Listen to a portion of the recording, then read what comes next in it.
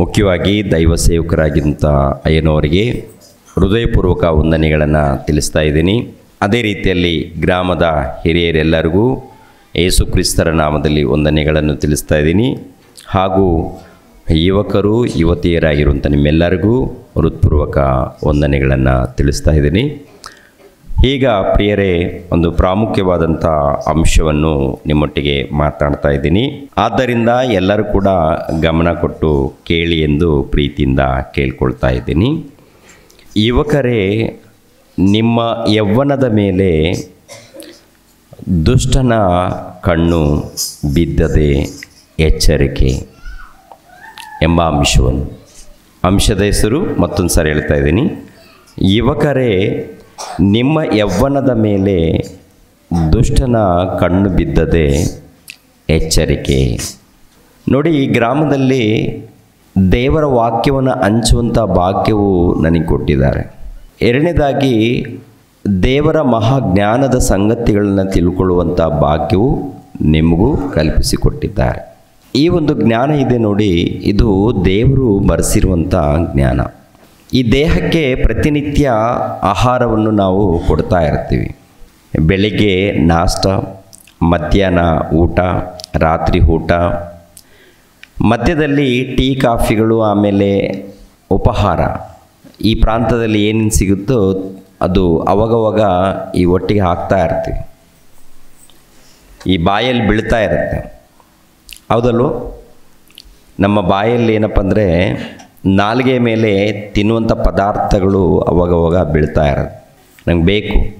ಆತ್ಮಕ್ಕೆ ಆಹಾರ ಯಾವಾಗ ದೈವ ಸೇವಕರು ಬಂದು ವಾಕ್ಯಗಳನ್ನು ಹೇಳ್ತಾ ಇದ್ದಾರೋ ಅದು ಆತ್ಮಕ್ಕೆ ಏನಾಗಿದೆ? ಆಹಾರ ಆಗಿದೆ. ದೈವ ಸೇವಕರು ಯಾರು ಬಂದರೂ ಕೂಡ ನಾವೆಲ್ಲರೂ ಏನಾಗಬೇಕು ಹೇಳಿ ಪ್ರಿಯರೇ? ಚಿಕ್ಕ ದೈವ ಸೇವಕರು, ದೊಡ್ಡ ದೈವ ಸೇವಕರು ಯಾರು ಬಂದರೂ ಕೂಡ ನಾವು ಮೊದಲನೇದಾಗಿ ಕೇಳಬೇಕು. ಯಾಕೆಂದರೆ ಅಲ್ಲಿ ಬಂದಿದ್ದು ದೇವರ ಪ್ರತಿನಿಧಿ, ದೇವರ ಸೇವಕರು. ಅವು ನಾವು ಕೇಳಬೇಕು ಪ್ರಿಯರೇ, ದೇವರ ವಾಕ್ಯಗಳನ್ನು ಕೇಳಬೇಕು. ಯಾಕೆಂದರೆ ಈ ದೇವರ ವಾಕ್ಯಗಳಿದೆ ನೋಡಿ, ಎಲ್ಲರನ್ನೂ ಕಾಪಾಡುವಂಥದ್ದು, ಎಲ್ಲರನ್ನೂ ನಿತ್ಯ ಲೋಕಕ್ಕೆ ಸೇರಿಸುವಂಥದ್ದು. ಈ ಭೂಮಿಯ ಮೇಲೆ ಹುಟ್ಟಿರುವಂಥ ಪ್ರತಿ ಮನುಷ್ಯರು ಹೇಗೆ ಬದುಕಬೇಕು ಅಂತೇಳಿ ತಿಳಿಸ್ಕೊಡುವಂಥ ಗ್ರಂಥ ಇದು. ಈ ಪ್ರಪಂಚ ದೇಶದಲ್ಲಿ ರಾಶಿ ಗ್ರಂಥಗಳಿದೆ, ಪುಸ್ತಕಗಳು. ಬದುಕು ಕಟ್ಟುವಂಥ ಗ್ರಂಥ,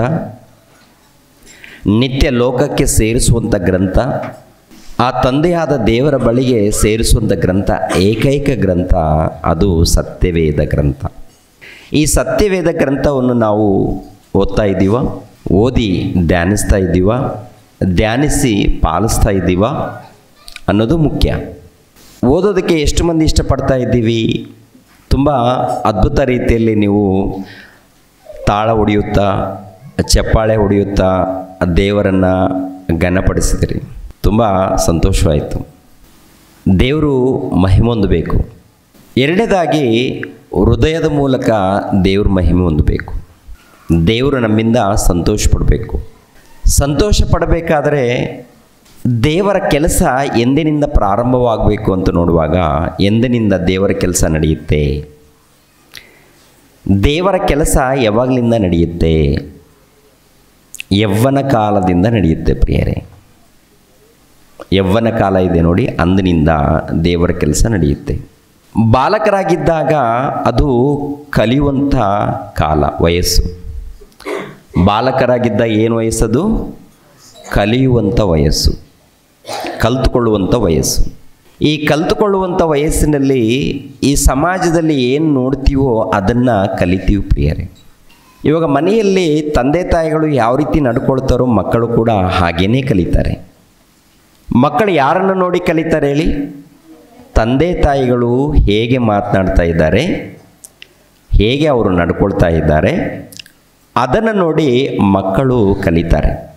ಕೆಲವರು ತಂದೆ ತಾಯಿಗಳು ಸಿನಿಮಾಗಳನ್ನು ಇಷ್ಟಪಟ್ಟು ನೋಡಿದರೆ ಮಕ್ಕಳು ಕೂಡ ಬರ್ತಾ ಹಾಗೇ ಇಷ್ಟಪಡ್ತಾರೆ. ತಂದೆ ತಾಯಿಗಳು ಮನೆಯಲ್ಲಿ ಕೆಟ್ಟ ಚಟಗಳು ಕಲ್ತಿದ್ರೆ, ಕೆಟ್ಟ ಚಟಗಳಂದರೆ ಈ ಕುಡಿಯುವಂಥದ್ದು, ಇಲ್ಲಾಂದರೆ ಗುಟ್ಕ, ಇಲ್ಲಾಂದರೆ ಕೆಟ್ಟ ಕೆಟ್ಟ ಅಭ್ಯಾಸಗಳನ್ನು ಏನು ಕಲ್ತಿದ್ದಾರೋ ಆ ತಂದೆ ತಾಯಿಗಳು ಯಾವ ರೀತಿ ನಡ್ಕೊಳ್ತಾರೋ, ಯಾವ ರೀತಿ ಮಾತಾಡ್ತಾರೋ ಅದೇ ಪ್ರಕಾರ ಮಕ್ಕಳು ಕೂಡ ಮಾತಾಡ್ತಾರೆ. ಮಕ್ಕಳು ಮಾತಾಡ್ತಾರೆ ಪ್ರಿಯ. ಇವಾಗ ದೇವರನ್ನು ನಂಬದೇ ಇದ್ದಾಗ ನನ್ನ ಅಣ್ಣನು ಸಿಗರೆಟ್ಗಳನ್ನು ಸೇದುವಂಥ ಅಭ್ಯಾಸ. ಎರಡನೇದಾಗಿ ನಮ್ಮ ತಂದೆ ಕುಡಿಯುವಂಥ ಅಭ್ಯಾಸ ಬಹಳ ಇದೆ. ನಾನು ದೇವರನ್ನು ನಂಬದೇ ಇದ್ದಾಗ ಚಿಕ್ಕ ವಯಸ್ಸಿನಲ್ಲಿ ಎಲ್ಲೆಲ್ಲೋ ಕೆಲಸ ಮಾಡಿಕೊಂಡು ಜೀವನ ಮಾಡಿದವನು. ನನ್ನ ಕುಟುಂಬದಲ್ಲಿ ಯಾರೂ ಕೂಡ ಯೇಸು ಕ್ರಿಸ್ತರನ್ನು ನಂಬಿಕೊಂಡಿಲ್ಲ. ಪ್ರಿಯರ ದೇವ್ರ ಮಕ್ಕಳಿರ, ನಮ್ಮ ತಂದೆಯವರು ಬಟ್ಟೆ ವ್ಯಾಪಾರ ಮಾಡ್ತಾಯಿದ್ರು. ಬಟ್ಟೆ ವ್ಯಾಪಾರ ಮಾಡಬೇಕಾದ್ರೆ ಕುಡಿದು ಅವರು ಕೂತ್ಕೊಳ್ತಾ ಇದ್ರು. ವ್ಯಾಪಾರಕ್ಕೆ ಹೋಗಬೇಕಾದ್ರೆ ಮೊದಲನೇದಾಗಿ ಕುಡಿತಾರೆ, ಹೇಳ್ಕೊಳ್ಳೋದಕ್ಕೇನಿಲ್ಲ. ಅದೇ ರೀತಿಯಲ್ಲಿ ನಮ್ಮ ಅಣ್ಣಂದಿರು ಕೂಡ ಏನು ಕಲ್ತಿದ್ದಾರಂತ ನೋಡುವಾಗ ಅವರು ಕೂಡ ಕುಡಿಯೋ ಚಟ. ಅವ್ರನ್ನ ನೋಡಿ ನಾನೇನು ಕಲಿತೀನಿ, ನಾನು ಕೂಡ ಏನಪ್ಪ ಅಂದರೆ ಬರ್ತಾ ಬರ್ತಾ ಅವ್ರು ಯಾವ ರೀತಿ ಕುಡಿದಿದ್ದಾರೋ ನಾವು ಕೂಡ ಸ್ವಲ್ಪ ಸ್ವಲ್ಪ ಕುಡಿಯುವಂಥದ್ದು, ಸ್ವಲ್ಪ ಸ್ವಲ್ಪ ಬೀಡಿ ಸಿಗರೆಟ್ಗಳನ್ನು ಅದು ಕೂಡ ಅಭ್ಯಾಸ ಮಾಡಿಕೊಳ್ಳೋದು, ಇವೆಲ್ಲ ಕೂಡ ಅವರಿಂದ ನಾವು ಕಲ್ತಿರೋದು ಇಷ್ಟೇ. ಒಂದು ದಿನ ನಮ್ಮ ಅಣ್ಣ ಕುಡಿಯೋದು ಅಂದರೆ ಬೀಡಿ ಸಿಗರೆಟ್ಗಳನ್ನು ಸೇರ್ತಾರಲ್ಲ, ನಾವು ಕೂಡ ನೋಡೋಣ ಅಂತೇಳಿ ಎಷ್ಟು ವರ್ಷ ವಯಸ್ಸಿತ್ತು ಗೊತ್ತಾ? ಸುಮಾರು ಒಂದು 8 ವರ್ಷ ಹುಡುಗ ಇದ್ದಾಗ, ಯಾರೂ ಇಲ್ಲದೆ ಇದ್ದಾಗ ಸೇದಿ ಬೀಡಿ ಬಿಸಾಡಿರ್ತಾರೆ ನೋಡಿ ಸಿಗರೆಟ್ಟು, ಅದು ಸ್ವಲ್ಪ ಇರುತ್ತೆ, ಅದನ್ನು ಕೂಡ ನೋಡೋಣ ಅಂತೇಳಿ ಯಾರಿಲ್ಲದೆ ಇದ್ದಾಗ ಹಚ್ಕೊಂಡಿದ್ದೀನಿ. ಹಚ್ಕೊಂಡಾಗ ಆ ಒಂದು ಬೆಂಕಿ ಇರುತ್ತಲ್ಲ ಅದು ಇಲ್ಲಿ ಎದೆಗೆ ಹಚ್ಚಿದೆ ರೀ, ಸುಟ್ಟೋಗಿದೆ. ಇವಾಗಲೂ ಕೂಡ ಆ ಒಂದು ಮಚ್ಚೆ ಇದೆ ನನಗೆ ಗೊತ್ತಾ, ಅದು ಇವಾಗಲೂ ಕೂಡ ಇದೆ. ಸುಮಾರು 8 ವರ್ಷ ಇದ್ದಾಗ ನಾನು ಕೂಡ ನೋಡಿ, ಅಂದರೆ ನಮ್ಮ ಅಣ್ಣಂದಿರು ಏನು ಕಲ್ತಿದ್ದಾರೋ ಅದನ್ನು ಕಲಿಯೋದಕ್ಕೆ ಚಿಕ್ಕ ಹುಡುಗರಿದ್ದಾಗನೇ. ನಿಮ್ಮ ಮನೆಯಲ್ಲೂ ಕೂಡ ಹುಡುಗರು ನೋಡಿ ಒಂದು ಸಾರಿ ನೋಡಿ, ತಂದೆ ತಾಯಿಗಳು ಇಲ್ಲ ಅಣ್ಣ ತಮ್ಮಂದಿರು ಯಾವ ರೀತಿ ನಡ್ಕೊಳ್ತಾರೋ ಅದೇ ಪ್ರಕಾರ ಮಕ್ಕಳು ಕೂಡ ನಡ್ಕೊಳ್ತಾರೆ. ಪ್ರಾರ್ಥನೆಯಲ್ಲಿ, ಹಾಡುಗಳಲ್ಲಿ ತಂದೆ ತಾಯಿಗಳು ಅಣ್ಣಂದಿರಿದ್ದಾಗ ಮಕ್ಕಳು ಕೂಡ ಹೇಗೆ ಬರ್ತಾರೆ ಅಂದರೆ, ಮಕ್ಕಳು ಕೂಡ ಕೈಯಲ್ಲಿ ತಾಳ ಇಟ್ಕೊಳ್ತಾರೆ. ಅಣ್ಣಂದಿರು ಇಲ್ಲ ತಂದೆ ತಾಯಿಗಳು ಯಾವ ರೀತಿ ಆ ಒಂದು ದೇವರನ್ನು ಘನಪಡಿಸ್ತಾರೋ ಮಕ್ಕಳನ್ನು ಕೂಡ ಘನಪಡಿಸೋದಕ್ಕೆ ಮುಂದೆ ಬರ್ತಾರೆ. ಹೌದಲ್ವ? ನಾವು ಯಾವ ರೀತಿ ನಡ್ಕೊಳ್ತಾವೋ ಅದೇ ರೀತಿಯಲ್ಲಿ ಮಕ್ಕಳು ಕೂಡ ಹಾಗೇನೇ ನಡ್ಕೊಳ್ತಾರೆ. ನಮ್ಮ ಅಣ್ಣಂದಿರನ್ನು ನೋಡಿ ನಾವು ಕಲ್ತಿರೋದೇನಪ್ಪ ಅಂದರೆ ಇಂಥ ಕೆಟ್ಟ ಅಭ್ಯಾಸ. 8 ವರ್ಷ ವಯಸ್ಸಿನಲ್ಲಿ ಇದ್ದಾಗಲೇ ಇಂಥ ಅಭ್ಯಾಸ ಒಂದು ನೋಡೋಣ ಅಂತ ಆಸೆ ಬಂದಿದೆಯಾ? ಏನಿಲ್ಲ, ಅದರಲ್ಲಿ ಏನಾದರೂ ಸುಖ ಇದೆ? ಏನೂ ಇಲ್ಲ. ನೋಡೋಣ ಏನಿದೆ ಇದರಲ್ಲಿ. ಹೊಗೆ ಬರ್ತಾ ಇದೆಯಲ್ಲ, ಬಾಯಿಂದ ಹೊಗೆ ಹೆಂಗೆ ಬಿಡ್ತಾರೆ ನೋಡೋಣ, ಉಫ್ ಅಂತ ಬಿಡ್ತಾರಲ್ಲ, ನಾವು ಉಫ್ ಅಂತ ಬಿಡೋಣ. ಅವ್ರು ಬಿಡುವಾಗ ಏನಪ್ಪ ಹೊಗೆ ರೌಂಡಾಗಿ ಬರ್ತಾ ಇರುತ್ತಲ್ಲ, ಉಫ್ ಅಂದಾಗ ರೌಂಡ್ ಬರುವಾಗ ನಾವು ಕೂಡ ಟ್ರೈ ಮಾಡೋಣ ಅಂತೇಳಿ ಅದನ್ನು ಟ್ರೈ ಮಾಡ್ತಾ ಇರ್ತೀವಿ. ಎಂಡ ಕುಡಿದ್ರೆ ಎಂಡ ಕುಡಿಯೋದು ಹೆಂಗಪ್ಪ ಅಂತ ನೋಡುವಾಗ ಸುಮಾರು ಒಂದು 2 ಕಿಲೋಮೀಟ್ರ್ ದೂರದಲ್ಲಿ ಎಂಡದ ಒಂದು ಅಂಗಡಿಗಳಿರೋದು, ಎಂಡ ಮಾರುವಂಥ ಅಂಗಡಿಗಳು. ಆವಾಗ ನಮ್ಮ ಅಪ್ಪ ಏನಪ್ಪ ಎಂಡ ತೊಗೊಂಬ ಅಂತೇಳಿ ಸ್ವಲ್ಪ ಕಳಿಸುವಾಗ, ಏನೋ 2 ರೂಪಾಯಿ 1 ರೂಪಾಯೋ 2 ರೂಪಾಯಿ ಇತ್ತವಾಗ ಪ್ರಾರಂಭದಲ್ಲಿ ನಾವು ಹೋಗುವಾಗ, ಒಂದು 1 ರೂಪಾಯಿ ಕೊಟ್ಟು ತೊಗೊಂಡು ಒಂದು ತಂಬಿಗೆ ಕೊಟ್ಟು ಕಳಿಸ್ತಾ ಇರ್ತರು. ಹೋಗಿ ಬರುವಂಥ ಸಮಯದಲ್ಲಿ ನೋಡೋಣ ಇದು ಎಂಡ ಹೆಂಗಿದೆ, ಅದನ್ನು ಸ್ವಲ್ಪ ಕುಡಿಯೋದು, ರುಚಿ ನೋಡೋಣ ಅಂತೇಳಿ. ಮನೆಗೆ ಬರೋಷ್ಟರಲ್ಲೇ ಒಂದು 1/4 ಭಾಗ ಖಾಲಿಯಾಗಿರುತ್ತೆ. ಅವ್ರೇನು ಮಾಡ್ತಾರೆ, ಹೋದ್ರೆ ಹೋಗ್ಬಿಡು, ನಮ್ಮ ತಂದೆ ಕೇಳೋದಿಲ್ಲ, ಸರಿ ಜೈ ಅಂತ ಕುಡಿತಾರೆ ಅಷ್ಟೇ. ಯಾಕೋ ಇದು ಕಡಿಮೆ, ಅದೆಲ್ಲ ಏನಿಲ್ಲ. ಆದರೆ ಏನಪ್ಪ ಅಂದರೆ ಇಂಥದ್ದೆಲ್ಲ ಅಭ್ಯಾಸ. ಚಿಕ್ಕ ಮಕ್ಕಳಿಗೆ ಏನು ಗೊತ್ತಿಲ್ಲ ಏನಪ್ಪ ಅಂದರೆ ಏನೋ ಅವ್ರೇನು ಕುಡಿತಾರೆ, ನಾವು ನೋಡೋಣ ಅವ್ರೇನು ಇದು ಮಾಡ್ತಾರೆ ಅಂತೇಳಿ.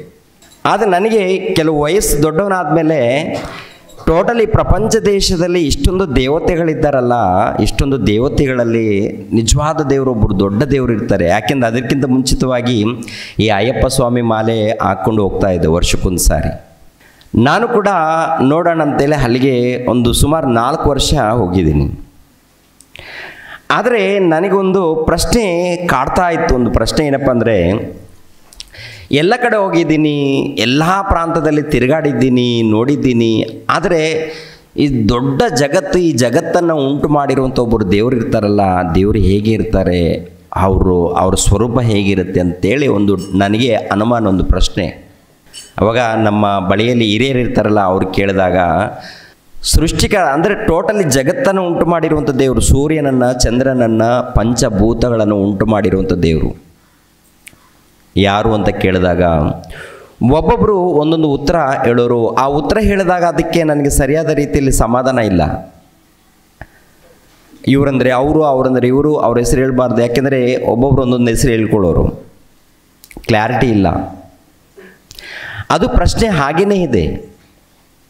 ನಮ್ಮ ಮನೆಯಲ್ಲಿ ಯಾರು ಕೂಡ ಯೇಸು ಕ್ರಿಸ್ತರ ಬಗ್ಗೆ ಹೇಳೋರಿಲ್ಲ, ನಮ್ಮ ಬಂಧು ಮಿತ್ರರಲ್ಲಿ ಹೇಳೋರಿಲ್ಲ, ಯಾರು ಮಾತಾಡೋರಿಲ್ಲ.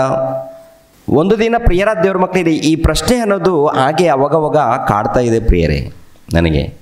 ಒಂದು ದಿನ ನಮ್ಮ ಊರು ಬಿಟ್ಟು ನಮ್ಮ ಅತ್ತೆ ಮಾವನ ಊರಿಗೆ ಹೋಗಿ ಅಲ್ಲಿ ವಾಸ ಮಾಡಿದ್ವಿ. ದೊಡ್ಡವನಿಗೆ ಬಂದು 1.5 ವರ್ಷ, ಚಿಕ್ಕವನಿಗೆ ಬಂದು 6 ತಿಂಗಳ. ಅಲ್ಲಿ ಚಿಕ್ಕದೊಂದು ಜೋಪಡಿ, ತಿಂಗಳಿಗೆ 150 ರೂಪಾಯಿ ಕಟ್ಕೊಳ್ಬೇಕು. ನಾನು ಕೂಡ ಬಟ್ಟೆ ವ್ಯಾಪಾರ ಮಾಡಿಕೊಂಡು ಜೀವನ ಮಾಡೋದು. ಕೆಲವು ದಿನಗಳಾದಮೇಲೆ ಒಬ್ಬರು ಸೈಮೋನ್ ಅಂತೇಳಿ ಒಬ್ಬ ಸಹೋದರ, ಆತನು ಬಂದು ನನಗೆ ಕೊಟ್ಟಿದ್ದೇನಪ್ಪ ಅಂದರೆ ಬೈಬಲ್ ಗ್ರಂಥ ಕೊಟ್ಟರು ಅವರು. ನಾನು ಪ್ರತಿನಿತ್ಯ ಏನಪ್ಪ ಅಂದರೆ ಅಯ್ಯಪ್ಪ ಸ್ವಾಮಿಗೆ ಹೋಗಿದ್ದೀನಲ್ವ, ಹೋಗಿ ಯಾಕೆಂದರೆ ಅಭ್ಯಾಸ ಏನಿರುತ್ತೆ ಅಂದರೆ ಬೆಳಿಗ್ಗೆ ಪೂಜೆ, ರಾತ್ರಿ ಪೂಜೆ ಮಾಡೋ ಅಭ್ಯಾಸ ಇರುತ್ತೆ ನಮಗೆ. ಈ ಅಭ್ಯಾಸ ಅವರು ಮಾಡ್ತಾರೆ, ಪ್ರತಿನಿತ್ಯ ಪೂಜೆಗಳು. ಆಮೇಲೆ ಒಬ್ಬರು ನೋಡಿ ಕೊನೆಯದಾಗಿ ಅವ್ರು ಬಂದು ಸುವಾರ್ತೆ ಏನು ಹೇಳಿಲ್ಲ, ಪ್ರಿಯರ ದೇವ್ರ ಮಕ್ಕಳಿರ ಯೇಸು ಕ್ರಿಸ್ತರ ನಂಬಿಕೊಳ್ಳಿ, ದೇವರನ್ನು ನಂಬಿಕೊಳ್ಳಿ, ಇವೆಲ್ಲ ಏನು ಸುವಾರ್ತೆ ಹೇಳಿಲ್ಲ. ಅವರು ಬಂದು ಒಂದು ಬೈಬಲ್ ತಂದು ಕೊಟ್ಟರು ಅವರು, ಇದನ್ನು ಓದಿಪ ಅಂತ. ನಾನು ಅವತ್ತು ರಾತ್ರಿ ನೋಡೋಣ ಏನಿದೆ ಇದರಲ್ಲಿ ಅಂತೇಳಿ ನಾನು ಆದಿಕಾಂಡ ಓದಿದಾಗ ನನಗೆ ಎಷ್ಟೋ ದಿನಗಳ ಹಿಂದೆ ಪ್ರಶ್ನೆ ಇತ್ತಲ್ಲ, ಆ ಪ್ರಶ್ನೆ 1ನೇ ಅಧ್ಯಾಯ ಪೂರ್ತಿ ಓದಿದಾಗ, ಈ 1-2ನೇ ಅಧ್ಯಾಯದಲ್ಲಿ ಓದಿದಾಗ ನನ್ನಲ್ಲಿರುವಂಥ ಪ್ರಶ್ನೆ ಕ್ಲಿಯರ್ ಆಯಿತು ಪ್ರೇರೆ. ನಿಜವಾದ ದೇವರು ನನಗಿವತ್ತು ಸಿಕ್ಕಿದ್ದಾನೆ ಅಂತ, ನಿಜವಾದ ದೇವರು ನನಗಿವತ್ತು ಸಿಕ್ಕಿದ್ದಾನೆ ಅಂತೇಳಿ ತುಂಬ ಸಂತೋಷಪಟ್ಟೆ. ಮನೇಲಿ ಅನೇಕ ಫೋಟೋಗಳು ಇಟ್ಕೊಂಡಿದ್ದು, ಅವೆಲ್ಲ ಏನಪ್ಪ ಅಂದರೆ ನನಗೆ ಬೇಡ ಅಂತೇಳಿ ತೆಗೆದುಹಾಕಿದೆ ಪ್ರೇರೆ. ಬೇಡ, ಯಾಕೆಂದರೆ ನನ್ನನ್ನು ಎತ್ತಿರುವಂಥ ದೇವರು ಬೇಕು, ಟೋಟಲ್ ಜಗತ್ತನ್ನು ಉಂಟು ಮಾಡಿರುವಂಥ ದೇವರು ಬೇಕು ಅಂತೇಳಿ ಅನೇಕ ದಿನಗಳ ಹಿಂದೆ ಯೋಚನೆ ಮಾಡಿದಾಗ ಅವತ್ತು ಸಿಕ್ಕಾಗ, ಅವತ್ತಿನಿಂದ ಪ್ರಿಯರ ದೇವ್ರ ಮಕ್ಕಳಿರ ಬೈಬಲ್ ಇಟ್ಕೊಂಡಿದ್ದೀನಿ, ಓದ್ತಾ ಇದ್ದೀನಿ. ಓದುವಂಥದ್ದು ಇವತ್ತಿಗೂ ನಿಲ್ಲಿಸಿಲ್ಲ, ಗೊತ್ತಾ ಪ್ರಿಯರೇ. 1998ರಲ್ಲಿ ಯೇಸು ಕ್ರಿಸ್ತರನ್ನು ಕಂಡುಕೊಂಡೆ. ಬೈಬಲ್ ನನಗೆ ಸಿಕ್ತು, ಬೈಬಲ್ ತಂದು ಕೊಟ್ಟರು, ಒಬ್ಬರು ತಂದು ಕೊಟ್ಟರು. ನಾನೇನು ಮಾಡಿದೆ, ಓದೋದಕ್ಕೆ ಪ್ರಯತ್ನ ಮಾಡಿದೆ. ಅವತ್ತೇ ತಿಳ್ಕೊಂಡೆ. ಆನಂತರ ಚರ್ಚಿಗೆ ಹೋಗೋದು ಪ್ರಾರಂಭ ಮಾಡಿದೆ. ನಾನು ಚರ್ಚಿಗೆ ಹೋಗೋದಕ್ಕೆ ಪ್ರಾರಂಭ ಮಾಡಿದಾಗ ಕೆಲವು ವಿಷಯಗಳು ಓದುವಾಗ ಅನೇಕ ವಿಷಯಗಳು ನನಗೆ ಗೊತ್ತಾಯಿತು ಪ್ರಿಯರ ದೇವರ ಮಕ್ಕಳಿಗೆ. ಆನಂತರ ಈ ವಿಷಯಗಳನ್ನು ನಮ್ಮ ಬಂಧು ಮಿತ್ರರಿಗೆ ಸುಮಾರು 1 ವರ್ಷ ಸಾರಿದೆ. ಮನೆಗೆ ಹೋಗಿ ನಿಜವಾದ ದೇವರು ತಿಳ್ಕೊಳ್ಳಿ, ಅರ್ಥ ಮಾಡಿಕೊಳ್ಳಿ ಅಂದಾಗ ಕೊನೆಯದಾಗಿ 2003ರಲ್ಲಿ ಕುಲ ಬಹಿಷ್ಕರಣ ಮಾಡ್ತಾರೆ ಅವರು. ಕುಲ ಬಹಿಷ್ಕರಣ ಅಂದರೆ ಯೇಸು ಕ್ರಿಸ್ತರ ಬಗ್ಗೆ ನೀನು ಮಾತನಾಡಬಾರ್ದು, ಅದು ಬೇರೆ ಜಾತಿಗೆ ಸಂಬಂಧಪಟ್ಟ ದೇವರು, ಆ ದೇವರು ಈ ದೇವರು ಅಂತೇಳಿ ಒಂದು ರೀತಿಯಲ್ಲಿ ಅವಮಾನಪಡಿಸೋರು. ಸುಮಾರು ಇದು ನೋಡಿ, ಈ ಟೆಂಪಲ್ ಇದೆಯಲ್ಲ, ಗುಡಿ ಇದೆಯಲ್ಲ, ಅದೇ ಪ್ರಕಾರ ನಮ್ಮ ಸಂಬಂಧಿಕರ ಮಧ್ಯದಲ್ಲಿ ಕೂಡ ಗುಡಿ ಇರುತ್ತೆ. ಸುಮಾರು 1000 ಜನ ಎಲ್ಲರೂ ಗ್ಯಾದರ್ ಆಗಿ ಇವನು ರಾಮು ಅನ್ನೋನು ಪದೇ ಏಸು ಅಂತಾನೆ, ಬೇರೆ ದೇವ್ರ ಬಗ್ಗೆ ಮಾತಾಡ್ತಾ ಇದ್ದಾನೆ ಇವನು, ಹಾಗೆ ಹೀಗೆ ಅಂತೇಳಿ ನಿಲ್ಲಿಸಿ ಅವಮಾನಪಡಿಸಿ, ಆನಂತರ ಅವ್ರು ಹೇಳಿದ್ದೇನು ಗೊತ್ತಾ, ನೀನು ಯೇಸು ಕ್ರಿಸ್ತರ ಬಗ್ಗೆ ಇಲ್ಲಿ ಮಾತಾಡಬಾರ್ದು, ನಮ್ಮ ದೊಡ್ಡ ದೇವತೆ ಇದೆ ಅವ್ರ ಬಗ್ಗೆನೇ ನೀನು ಮಾತಾಡಬೇಕು, ಭಜನೆ ಏನಾದರೂ ಇದ್ದರೆ ಅವ್ರ ಬಗ್ಗೆ ನೀನು ಮಾಡಬೇಕು, ಬೇರೆ ದೇವ್ರ ಬಗ್ಗೆ ಮಾತಾಡಬಾರ್ದು ಅಂತೇಳಿ ನನ್ನನ್ನು ಬಂಧಿಸೋದಕ್ಕೆ ಪ್ರಯತ್ನ ಮಾಡಿದ್ರು ಅವರು. ಅವಾಗ ನಾನು ಹೇಳಿದ್ದು ಒಂದೇ ಪ್ರಶ್ನೆ, ನನಗೆ ಬೇಕಾಗಿದ್ದು, ಅಯ್ಯ ಜಗತ್ತನ್ನು ಉಂಟು ಮಾಡಿರುವಂಥ ಸೃಷ್ಟಿಕರ್ತರು ಯಾರಿದ್ದಾರೆ ಹೇಳಿ, ನನಗೆ ಆ ದೇವರು ಬೇಕು, ನನಗೆ ತಿಳಿಸ್ಕೊಡಿ, ನಾನು ಇವ್ರನ್ನ ಬಿಡ್ತೀನಿ ಅಂತ ಈ ಪ್ರಶ್ನೆ ಹಾಕಿದಾಗ ಅವ್ರು ಹೇಳಿದ್ದೇನು ಗೊತ್ತಾ, ಅವೆಲ್ಲ ಪುರಾಣಗಳಲ್ಲಿ ಮಾತಾಡಬಾರ್ದು, ನಮ್ಮ ಮಾತು ಕೇಳ್ಕೊಂಡು ನೀನು ಇರಬೇಕು ಅಷ್ಟೇ. ನಮ್ಮ ಮಾತು ಕೇಳ್ಕೊಂಡು ಇರ್ತೀಯಾ ಇರಲ್ವಾ, ನಮ್ಮ ಮಾತನ್ನು ಕೇಳಿ ಇಲ್ಲಿ ಇರ್ತೀಯಾ ಇರಲ್ವಾ, ನಾನು ಎಲ್ಲಿದ್ದರೂ ಯೇಸು ಕ್ರಿಸ್ತನಿಗೋಸ್ಕರ ಇರ್ತೀನಿ ಅಂತೇಳಿ ಅಲ್ಲಿ ಎಲ್ಲರ ಮುಂದೆ ಮಾತಾಡಿದ್ದೆ. ನಾನು ಎಲ್ಲಿದ್ದರೂ ಯಾರಿಗೋಸ್ಕರ ಇರ್ತೀನಿ, ಯೇಸು ಕ್ರಿಸ್ತರಿಗೋಸ್ಕರ ಇರ್ತೀನಿ ಅಂತ. ಅವತ್ತೇನು ಮಾಡಿದ್ರು ಅಂದರೆ ಇವನನ್ನು ಹೊರಗಡೆ ತಳ್ಳಿ, ಇವನನ್ನು ಯಾರು ಕೂಡ ಸೇರಿಸ್ಕೋಬೇಡಿ, ಇವನನ್ನು ಯಾರು ಕೂಡ ಸೇರಿಸ್ಕೊಳ್ಬೇಡಿ, ಹೊರಗಡೆ ತಳ್ಳಿ ಅಂತೇಳಿ ಹೊರಗಡೆ ಕಳಿಸ್ಕೊಟ್ರು. ಹೊರಗಡೆ ಬಂದರೆ ಹೇಗಿರುತ್ತೆ ಪ್ರಿಯರೇ? ಯಾರು ಮಾತಾಡ್ಸಲ್ಲ. ನೋಡಿ, ನಿಮ್ಮ ಬಂಧು ಮಿತ್ರರು ಎಲ್ಲರಿದ್ದಾರೆ, ನಿಮ್ಮನ್ನು ಹೊರಗಡೆ ತಳ್ಳಿದಾಗ ನಿಮ್ಮ ಮನಸ್ಸು ಹೇಗಿರುತ್ತೆ? ದುಃಖ ಇರುತ್ತಾ, ಸಂತೋಷ ಇರುತ್ತಾ? ಬಹಳ ನೋವಿರುತ್ತೆ ರೀ. ಚಿಕ್ಕ ಮಕ್ಕಳನ್ನ ಇಟ್ಟುಕೊಂಡು ಅಲ್ಲಿ ಜೀವನ ಮಾಡಬೇಕು. ನಾವು ಕಲ್ತಿರುವಂಥದ್ದು ವ್ಯಾಪಾರ ಅದೇ ಬಟ್ಟೆ ವ್ಯಾಪಾರ. ಓಕೆ, ದೇವ್ರ ಮೇಲೆ ಭಾರ ಹಾಕಿ, ಯಾಕೆಂದರೆ ದೇವ್ರ ವಚನ ಇದೆಯಾ, ದೇವರು ನನಗೆ ಏನಪ್ಪ ಅಂದರೆ ದೇವ್ರನ್ನ ತಿಳ್ಕೊಂಡಿದ್ದೀನಿ, ದೇವ್ರನ್ನ ಬಿಟ್ಟು ನಾನು ಬದುಕಲ್ಲ, ದೇವ್ರಿಗೋಸ್ಕರ ಬದುಕ್ತೀನಿ ಅಂತೇಳಿ ಸಿದ್ಧನಾಗಿದ್ದೀನಿ. 2003 ಕುಲ ಬಹಿಷ್ಕರಣ ಮಾಡಿದ್ರು. ಅವಾಗ ಎಲ್ಲಿಗೆ ಹೋಗಬೇಕು? ಎಲ್ಲೋ ಒಂದು ದುಡ್ಕೊಂಡು ತಿನ್ನಬೇಕಲ್ಲ. ನನ್ನ ಗುರಿ ಏನಪ್ಪ ಅಂದರೆ 4 ಜನಕ್ಕಾದರೂ ಸುವಾರ್ತೆ ತಲುಪಿಸ್ಬೇಕು, ಈ ಸತ್ಯನ ತಲುಪಿಸ್ಬೇಕು ಎನ್ನುವಂಥದ್ದು ಒಂದು ಗುರಿ. ದೇವರೇ ಎಲ್ಲಿಗೆ ಹೋಗಬೇಕು ಗೊತ್ತಿಲ್ಲ ಅಂತ ಹೇಳಿದಾಗ, ಪ್ರಾರ್ಥನೆ ಮಾಡಿದಾಗ, ಆವಾಗ ಕೆಲವು ದಿನಗಳಾದಮೇಲೆ ಬೆಂಗಳೂರಿಂದ ಒಂದು ಕರೆ ಬರುತ್ತೆ. ಪರಿಚಯ ಇದ್ದವರೇ, ನಮಗೆ ಕೆಲಸ ಏನಾದರೂ ಇದೆಯಾ ಅಂತೇಳಿ ನಮ್ಮ ಒಬ್ಬ ಅಣ್ಣ ಇದ್ದಾನೆ. ಅಣ್ಣಕ್ಕೆ ಕೇಳ್ಕೊಂಡಾಗ ಆತನ ಪರಿಚಯ ಇದ್ದವರು ಒಬ್ಬರಿದ್ದರೆ ಬೆಂಗಳೂರಿಂದ ಒಬ್ಬರು ಫೋನ್ ಮಾಡ್ತಾರೆ. ಫೋನ್ ಮಾಡಿದ ಮೇಲೆ ಅಲ್ಲಿಗೆ ಹೋಗ್ತೀನಿ ಪ್ರೇರೆ. ಹುಟ್ಟಿ ಬೆಳೆದಿದ್ದು ಮಾನ್ವಿ ಪಟ್ಟಣದಲ್ಲಿ, ರಾಯಚೂರು ಜಿಲ್ಲೆ ಮಾನ್ವಿ ಪಟ್ಟಣದಲ್ಲಿ ಹುಟ್ಟಿ ಬೆಳೆದಿದ್ದೀನಿ. ಈ ಕುಲ ಬಹಿಷ್ಕರಣ ಆದಮೇಲೆ ಬೆಂಗಳೂರು ಪಟ್ಟಣಕ್ಕೆ ಹೋಗ್ತೀನಿ. ಅಲ್ಲಿ ಏನು ಕೆಲಸ ಮಾಡ್ಕೊಂಡಿದ್ದೀವಿ ಅಂದರೆ, ಮನೆಗಳಿಗೆ ಹಾಲು ಪಾಕೆಟ್ಗಳನ್ನು ಹಾಕಿ, ಆಮೇಲೆ 9 ಗಂಟೆಗೆ ಮತ್ತೆ ಕೆಲಸಕ್ಕೆ ಹೋಗಿ, ಮತ್ತೆ ಸಾಯಂಕಾಲ ಮನೆಗೆ ಬಂದ ಮೇಲೆ ಮತ್ತೆ ಸುವಾರ್ತೆಗೆ ಹೋಗ್ಬೇಕು. ಯಾರೋ ಒಬ್ಬರು ಪರಿಚಯ ಆದರೆ ಸಾಕು ಅಂತ ಆ ರೀತಿ ಪ್ರಾರಂಭ ಮಾಡಿದೆ. ಆಮೇಲೆ ಇಬ್ಬರು ಪರಿಚಯ ಆದರು. ಆನಂತರ ಒಂದು ಕಡೆ ಒಂದು ಸ್ಥಳದಲ್ಲಿ ಒಂದು ದೊಡ್ಡ ಸಭೆ ಏರ್ಪಟ್ಟಾಯಿತು. ಅಲ್ಲಿಂದ ಸುವಾರ್ತೆ ಹೇಳ್ಕೊಂಡು ಹಾಗೆ ಬೆಳೆಸ್ಕೊಂಡು ಬಂದಿದ್ದೀವಿ ಪ್ರಿಯರ ದೇವ್ರ ಮಕ್ಕಳಿಗೆ. ಇವತ್ತು ಟೋಟಲ್ ಈ ಕರ್ನಾಟಕದಲ್ಲಿ ಎಲ್ಲ ಮೂಲೆಯಲ್ಲಿ ನೆಲೆಸಿದ್ದಾನೆ, ದೇವ್ರು ನಡೆಸ್ತಾ ಇದ್ದಾರೆ. ಇವಾಗ ನನ್ನನ್ನು ತಡೆಯೋದಕ್ಕೆ, ನನ್ನನ್ನು ಅವಮಾನ ಪಡಿಸೋದಕ್ಕೂ ಕೂಡ ಕೆಲವರಿದ್ದಾರೆ. ಅದೇ ರೀತಿಯಲ್ಲಿ ನಮ್ಮನ್ನು ಪ್ರೀತಿಸೋರು ಕೂಡ ಇದ್ದಾರೆ. ಯೇಸುಪ್ರಭು ಹೇಳ್ತಾರೆ, ನನ್ನ ನಿಮಿತ್ತವಾಗಿ, ಸುವಾರ್ತೆ ನಿಮಿತ್ತವಾಗಿ ಅಣ್ಣ ತಮ್ಮಂದಿರಾಗಿರ್ಬೋದು, ಬಂಧು ಮಿತ್ರರಾಗಿರ್ಬೋದು, ಬಿಟ್ಟವರನ್ನು 100ರಷ್ಟು ಕೊಡ್ತೀನಂತ ಒಂದು ಮಾತು ಹೇಳಿದ್ದಾನೆ, ಹೇಳಿಲ್ವಾ? ನೋಡಿ ಆ ಮಾತು, ಮಾರ್ಕನ ಬರೆದ ಸುವಾರ್ತೆ. ನಾನು ಸಬ್ಜೆಕ್ಟಲ್ಲಿ ಹೋಗ್ತೀನಿ, ಸಬ್ಜೆಕ್ಟ್ ಮರ್ತಿಲ್ಲ, ಓಕೆನಾ? ಆ ಸಬ್ಜೆಕ್ಟ್ ಏನು ಹೇಳಿದ್ದೀನೋ, ಅಂಶ ಏನು ಹೇಳಿದ್ದೀನೋ ಅದನ್ನು ನಿಮಗೆ ತಿಳಿಸ್ತೀನಿ ಪ್ರಿಯರೇ. ಮಾರ್ಕನ ಬರೆದ ಸುವಾರ್ತೆ 10ನೇ ಅಧ್ಯಾಯ, ಮಾರ್ಕನ ಬರೆದ ಸುವಾರ್ತೆ 10ನೇ ಅಧ್ಯಾಯ 29ನೇ ವಚನ. ನಿಮಗೆ ಸತ್ಯವಾಗಿ ಹೇಳುತ್ತೇನೆ, ಯಾವನು ನನ್ನ ನಿಮಿತ್ತ ಸುವಾರ್ತೆಯ ನಿಮಿತ್ತವು ಮನೆಯನ್ನಾಗಲಿ, ಅಣ್ಣ ತಮ್ಮಂದಿರನ್ನಾಗಲಿ, ಅಕ್ಕ ತಂಗಿಯರನ್ನಾಗಲಿ, ಮನೆಯನ್ನಾಗಲಿ, ತಂದೆಯನ್ನಾಗಲಿ, ಮಕ್ಕಳನ್ನಾಗಲಿ, ಭೂಮಿಯನ್ನಾಗಲಿ ಬಿಟ್ಟಿರುವನು, ಅವನಿಗೆ ಈಗಿನ ಕಾಲದಲ್ಲಿ ಮನೆ, ಅಣ್ಣ ತಮ್ಮ, ಅಕ್ಕ ತಂಗಿ, ತಾಯಿ, ಮಕ್ಕಳು, ಭೂಮಿ ಇವೆಲ್ಲವೂ ಹಿಂಸೆಗಳ ಸಹಿತವಾಗಿ 100ರಷ್ಟು ಸಿಕ್ಕುತ್ತವೆ. ಮತ್ತು ಮುಂದಣ ಲೋಕದಲ್ಲಿ ನಿತ್ಯ ಜೀವವು ದೊರೆಯುವುದು. ಏನಿದೆ ಅರ್ಥ ಅಂದರೆ, ಅಣ್ಣ ತಮ್ಮಂದ್ರೆ ಬಿಟ್ಟು ಹೋಗಿ ಅಂತಲ್ಲ, ಉದ್ದೇಶ ಅಲ್ಲ. ಅವರಿದ್ದರೂ ಕೂಡ ಅವರ ಪದ್ಧತಿಯಿಂದ ದೂರ ಹೋಗಬೇಕು. ಅಂದರೆ ಅನೇಕ ಪದ್ಧತಿಗಳು, ಲೋಕಕ್ಕೆ ಸಂಬಂಧಪಟ್ಟಂಥ ಪದ್ಧತಿಗಳು ಇರುತ್ತೆ. ಸುವಾರ್ತೆ ನಿಮಿತ್ತವಾಗಿ ಬಿಡಬೇಕು. ಸುವಾರ್ತೆ ನಿಮಿತ್ತವಾಗಿ ಅಂದರೆ ಪ್ರಿಯರ ದೇವರ ಮಕ್ಕಳಿರ, ಅಣ್ಣ ತಮ್ಮಂದರಿದ್ದರೂ ಕೂಡ ಅವರನ್ನು ಬಿಟ್ಟು ಹೋಗಂತಲ್ಲ, ಅವ್ರ ಪದ್ಧತಿಗಳು, ಆಚಾರಗಳು ಇರುತ್ತಲ್ಲ, ಅದು ಬೇಡ, ಅವ್ರನ್ನ ಬಿಟ್ಬಿಡು ಅಂತ. ಅಣ್ಣ ತಮ್ಮರಿದ್ದರೂ ಮಾತಾಡಿಸ್ಕೋ, ತಪ್ಪೇನಿಲ್ಲ. ಆದರೆ ನಡೆಯುವಂಥ ಪದ್ಧತಿಗಳೇನು? ಅನೇಕ ಪದ್ಧತಿಗಳೇ, ಲೋಕಕ್ಕೆ ಸಂಬಂಧಪಟ್ಟಂಥ ಆಚಾರಗಳು, ಪದ್ಧತಿಗಳಿರುತ್ತಲ್ಲ, ಅದು ಮಾಡಬಾರ್ದು. ನನ್ನ ನಿಮಿತ್ತವಾಗಿ ಬಿಟ್ಟರೆ, ಒಂದು ವೇಳೆ ನನ್ನ ನಿಮಿತ್ತವಾಗಿ ನಿನಗೆ ಅವಮಾನ ಆದರೆ, ನನ್ನ ನಿಮಿತ್ತವಾಗಿ ಒಂದು ವೇಳೆ ಏನಾದರೂ ಭೂಮಿ ಏನಾದರೂ ಬಿಟ್ಟರೆ, ಅದಕ್ಕೆ 100ರಷ್ಟು ನಾನು ಕೊಡ್ತೀನಿ ಅಂತ ಹೇಳಿದ್ದಾನೆ ಪ್ರಿಯರ. ಎಷ್ಟು? 100ರಷ್ಟು. ಪ್ರಿಯರ ದೇವ್ರ ಮಕ್ಕಳಿರ, ದೇವ್ರು ಏನು ಮಾತು ಕೊಟ್ಟಿದ್ದಾರೋ ಆ ಮಾತಿನ ಪ್ರಕಾರ ಅವ್ರು ನಿಲ್ತಾರೆ. ಆ ಮಾತಿನ ಪ್ರಕಾರ ನಾವು ನಿಂತಿದ್ದೀವ ಅನ್ನೋದು ಬೇಕು. ನಂಗೆ ಗೊತ್ತಿಲ್ಲ, ಒಟ್ಟಿನಲ್ಲಿ ದೇವ್ರು ಬೇಕು ಅಷ್ಟೇ. ನನಗೇನು ಸಂಪಾದನೆ ಬರುತ್ತಾ, ಇಲ್ಲಾಂದ್ರೆ ಏನು ನಾನು ಅದು ಆಲೋಚನೆ ಇಲ್ಲವೇ ಇಲ್ಲ ರೀ. ನಾನು ಯೇಸು ಕ್ರಿಸ್ತನನ್ನು ತಿಳ್ಕೊಂಡಿದ್ದೀನಿ, ನನಗೆ ರಕ್ಷಣೆ ಮಾರ್ಗ ಸಿಕ್ಕಿದೆ, ಆ ರಕ್ಷಣೆ ಮಾರ್ಗದಲ್ಲಿ ಅನೇಕರನ್ನು ನಡೆಸಬೇಕು, ಅನೇಕರಿಗೆ ತಿಳಿಸ್ಬೇಕು. ಅದು ನಮ್ಮ ಗುರಿ. ಈ ಮಾತಿನ ಪ್ರಕಾರ ಏನು ಬೇಕು ಮಗನೇ ಅಂತ ಹೇಳಿದಾರಲ್ಲ, 100ರಷ್ಟು ಕೊಡ್ತೀನಿ ಅಂತ ಹೇಳಿದಾರಲ್ಲ, ಮನೆ ಆಗಲಿ ಇಲ್ಲ ಏನೇ ಆಗಲಿ. ನಾನು ಬೆಂಗಳೂರಿಗೆ ಹೋದ್ಮೇಲೆ ಅಲ್ಲಿ ಬೆಂಗಳೂರಲ್ಲಿ ಒಂದು 4 ಜನನ ಪರಿಚಯ ಮಾಡಿಕೊಂಡು ಸುವಾರ್ತೆ ಪ್ರಾರಂಭ ಮಾಡಿದ್ದೀನಿ. ಇಲ್ಲೇನು ಸ್ಟಾರ್ಟ್ ಆಯಿತು ಅಂತ ನೋಡುವಾಗ ಮನೆ ಡೋರು ಬಾಗಿಲು ಬೀಗ ಒಡೆದು ಯಾರೋ ಒಕ್ಕೊಂಬಿಟ್ಟಿದ್ದಾರೆ ಬೇರೆಯವರು. ಫೋನ್ ಬಂದಿದೆ. ಏನಪ್ಪ ಫೋನಪ್ಪ ಅಂದರೆ, ನೀವು ಇಲ್ಲೇ ಇದ್ದರೆ ಆ ಮನೆ ನಿಮಗೆ ಕೊಡ್ತಾರೆ, ಇಲ್ಲಾಂದರೆ ಕೊಡಲ್ಲ. ನೀವು ಇಲ್ಲೇ ಇದ್ದರೆ ಆ ಮನೆ ಕೊಡ್ತಾರೆ, ಇಲ್ಲಾಂದರೆ ಕೊಡಲ್ಲ ಅಂತ ಹೇಳ್ತಾರೆ. ಇವಾಗ ಮನೆ ಬೇಕಾ, ಬೆಂಗಳೂರಲ್ಲಿ ಸುವಾರ್ತೆ ಬೇಕಾ? ಮನೆಗೋಸ್ಕರ ವಾಪಸ್ ಇಲ್ಲಿಗೆ ಮಾನವಿಗೆ ಬರಲ್ಲ, ಸುವಾರ್ತೆಗೋಸ್ಕರ ನಾನು ಬೆಂಗಳೂರಲ್ಲಿರಲ್ಲ.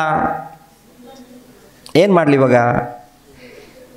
ಕುಲದಗೋಸ್ಕರ ಒಂದು ಮೊದಲನೇ ಸವಾಲು ಏನಪ್ಪ ಅಂದರೆ, ಕುಲದಗೋಸ್ಕರ ಯೇಸು ಕ್ರಿಸ್ತನನ್ನು ಬಿಡಬೇಕಾ, ಯೇಸು ಕ್ರಿಸ್ತರಿಗೋಸ್ಕರ ಕುಲವನ್ನು ಬಿಡಬೇಕಾ? ಯೇಸು ಪ್ರಭುಗೋಸ್ಕರ ನನಗೆ ಯಾರು ಎಲ್ಲರೂ ಇದ್ದರೂ ಕೂಡ ಎಲ್ಲರನ್ನ ಪ್ರೀತಿಸ್ತೀನಿ. ಆದರೆ ನನಗೆ ಒಂದು ವೇಳೆ ಕಂಡೀಷನ್ ಮಾಡಿದ್ರೆ ಅಂಥ ಕಂಡೀಷನ್ ನನಗೆ ಬೇಕಾಗಿಲ್ಲ. ನನಗೆ ಏನಪ್ಪ ಅಂದರೆ ದೇವರು ಬೇಕು. ಯಾಕಂದರೆ ಅವ್ರ ಮೂಲಕ ತಾನೇ ಜಗತ್ತು. ಮತ್ತೊಂದು ಸವಾಲು ಏನಪ್ಪ ಅಂದರೆ, ಮನೆ ಬೇಕಾ, ಬೆಂಗಳೂರಲ್ಲಿ ಸುವಾರ್ತೆ ಬೇಕಾ? ಇದೊಂದು ಸವಾಲು ಬಂದಿದೆ. ಮನೆ ಇಲ್ಲಾಂದ್ರೆ ಇಲ್ಲಪ್ಪ ಮಾರಾಯ, ದೇವ್ರಿಗೋಸ್ಕರ ನಾನು ಬದುಕಬೇಕಂತ ನಾನು ಬಂದಿದ್ದೀನಿ, 4 ಮಂದಿ ಆದರೂ ಸುವಾರ್ತೆ ಹೇಳ್ಬೇಕಲ್ಲ. ಅದೇ ಗುರಿ ಇಟ್ಕೊಂಡು ಅಲ್ಲೇ ಇದ್ಕೊಂಡಿದ್ದೀವಿ. ಪ್ರೇಯರೆ ಕೇಳ್ಕೊಂಡಿದ್ದೀವಿ. ಅಲ್ಲಿ ಯಾವಾಗಾದ್ರೂ ಬಂದರೆ ಇರುತ್ತಾಯ ಸ್ವಲ್ಪ ನೋಡಿ ಅಂತಂದರೆ, ಇಲ್ಲ ಇಲ್ಲಿಗೆ ಬಂದ್ರೇ ನೀವು ಕೊಡ್ತೀವಿ, ಇಲ್ಲಾಂದರೆ ಕೊಡಲ್ಲ. ದಬ್ಬಾಳಿಕೆ.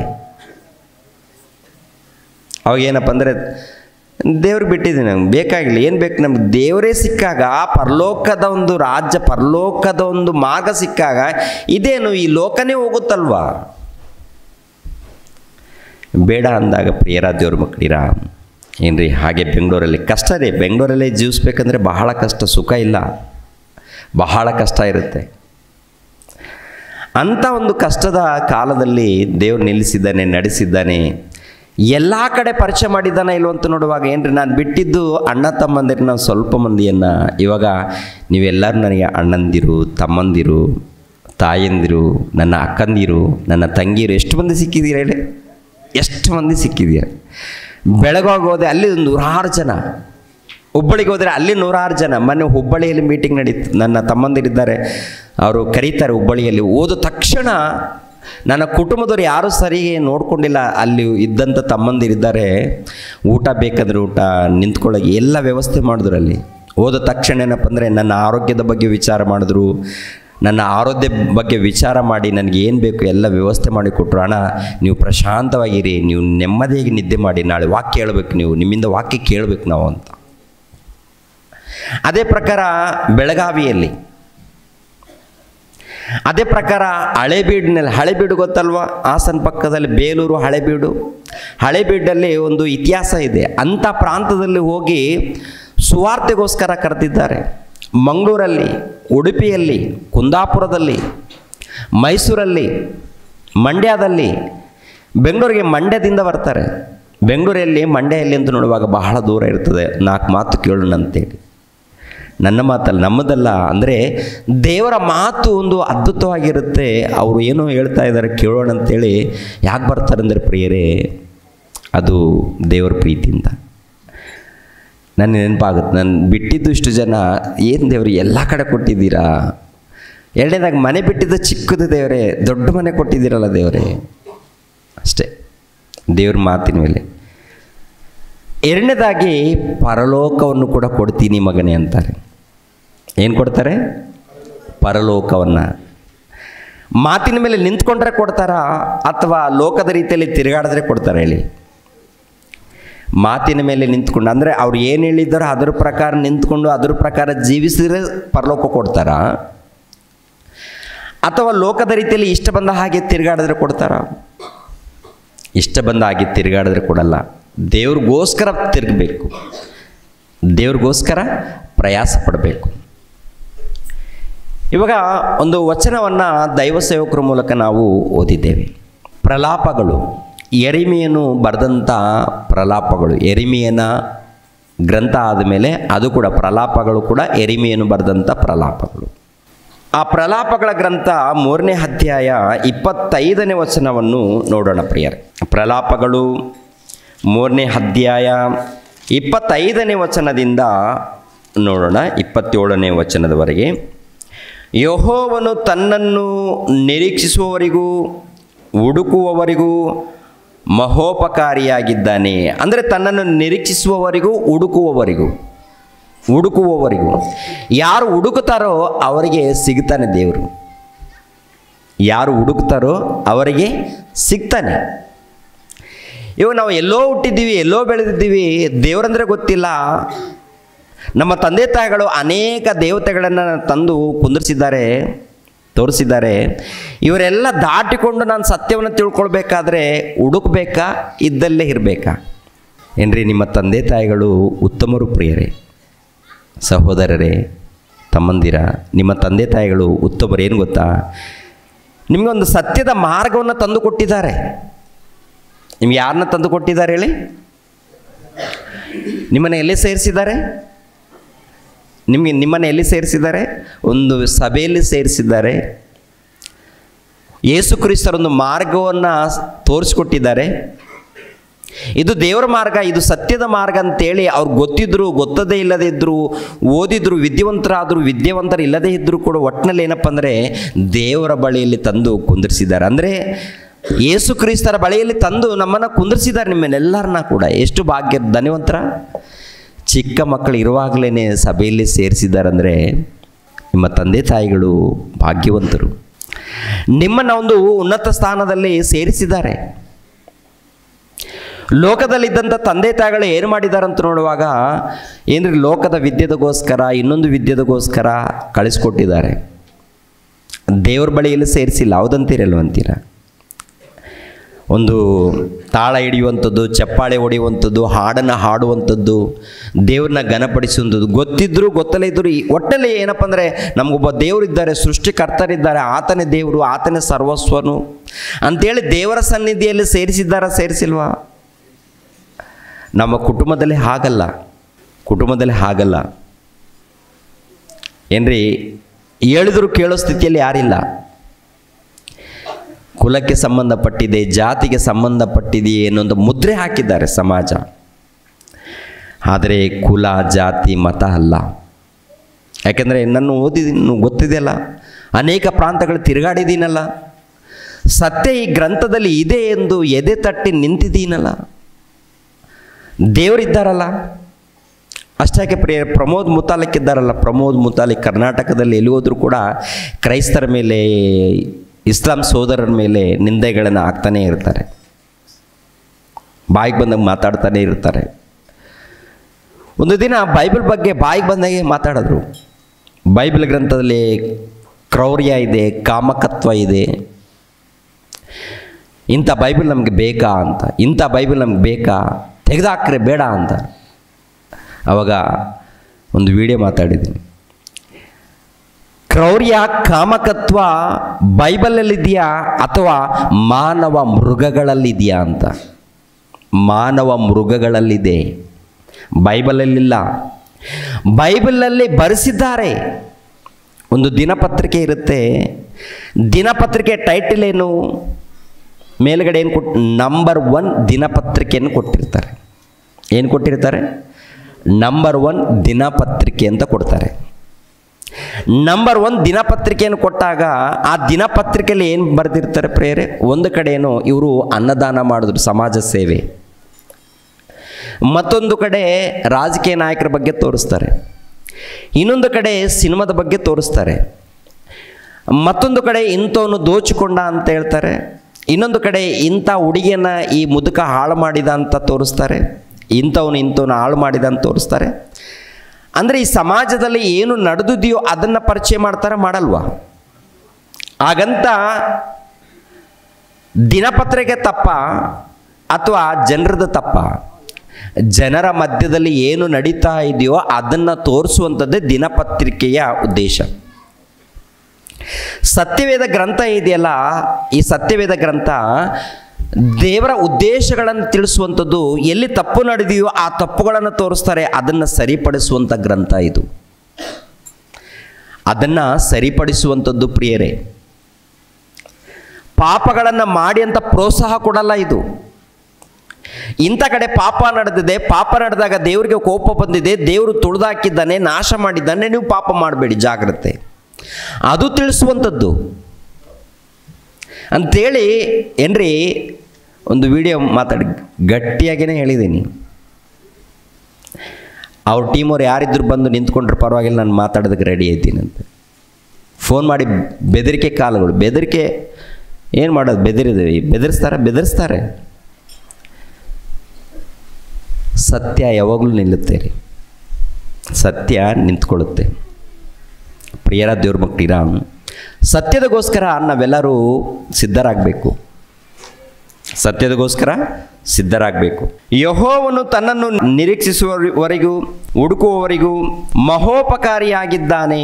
ಮಹೋಪಕಾರಿ ಅಂದರೆ ಹುಡುಕಿದರೆ ಸಿಗ್ತಾನ, ನಾನು ಹುಡುಕಿದರೆ ನಾನು ಸಿಗ್ತೀನಿ ಅಂತ ಹೇಳ್ತಾನೆ. ಹುಡುಕ್ರಿ, ನನ್ನನ್ನು ಹುಡುಕ್ರಿ, ಹುಡುಕಿದ್ರೆ ಸಿಗ್ತಾನೆ. ಇವಾಗ ಹುಡುಕದೇ ಇದ್ದಂಥ ಅನೇಕರಿಗೆ ದೇವರು ಸಿಕ್ಕಿದ್ದಾನೆ. ಇವಾಗ ಏನು ಮಾಡಬೇಕು, ಆ ದೇವರನ್ನು ನಾವು ಏನು ಮಾಡಬೇಕು ಪ್ರಿಯರೇ? ನಮ್ಗೆ ಸಿಕ್ಕಿದಾರಲ್ಲ, ಸಿಕ್ಕಿರುವಂಥ ದೇವರನ್ನ ಅಪ್ಪಿಕೊಳ್ಬೇಕು. ಸಿಕ್ಕಿರುವಂಥ ಆ ದೇವರನ್ನು ಅಪ್ಪಿಕೊಳ್ಬೇಕಂತಂದರೆ ಆ ದೇವರನ್ನು ಹೃದಯದಲ್ಲಿ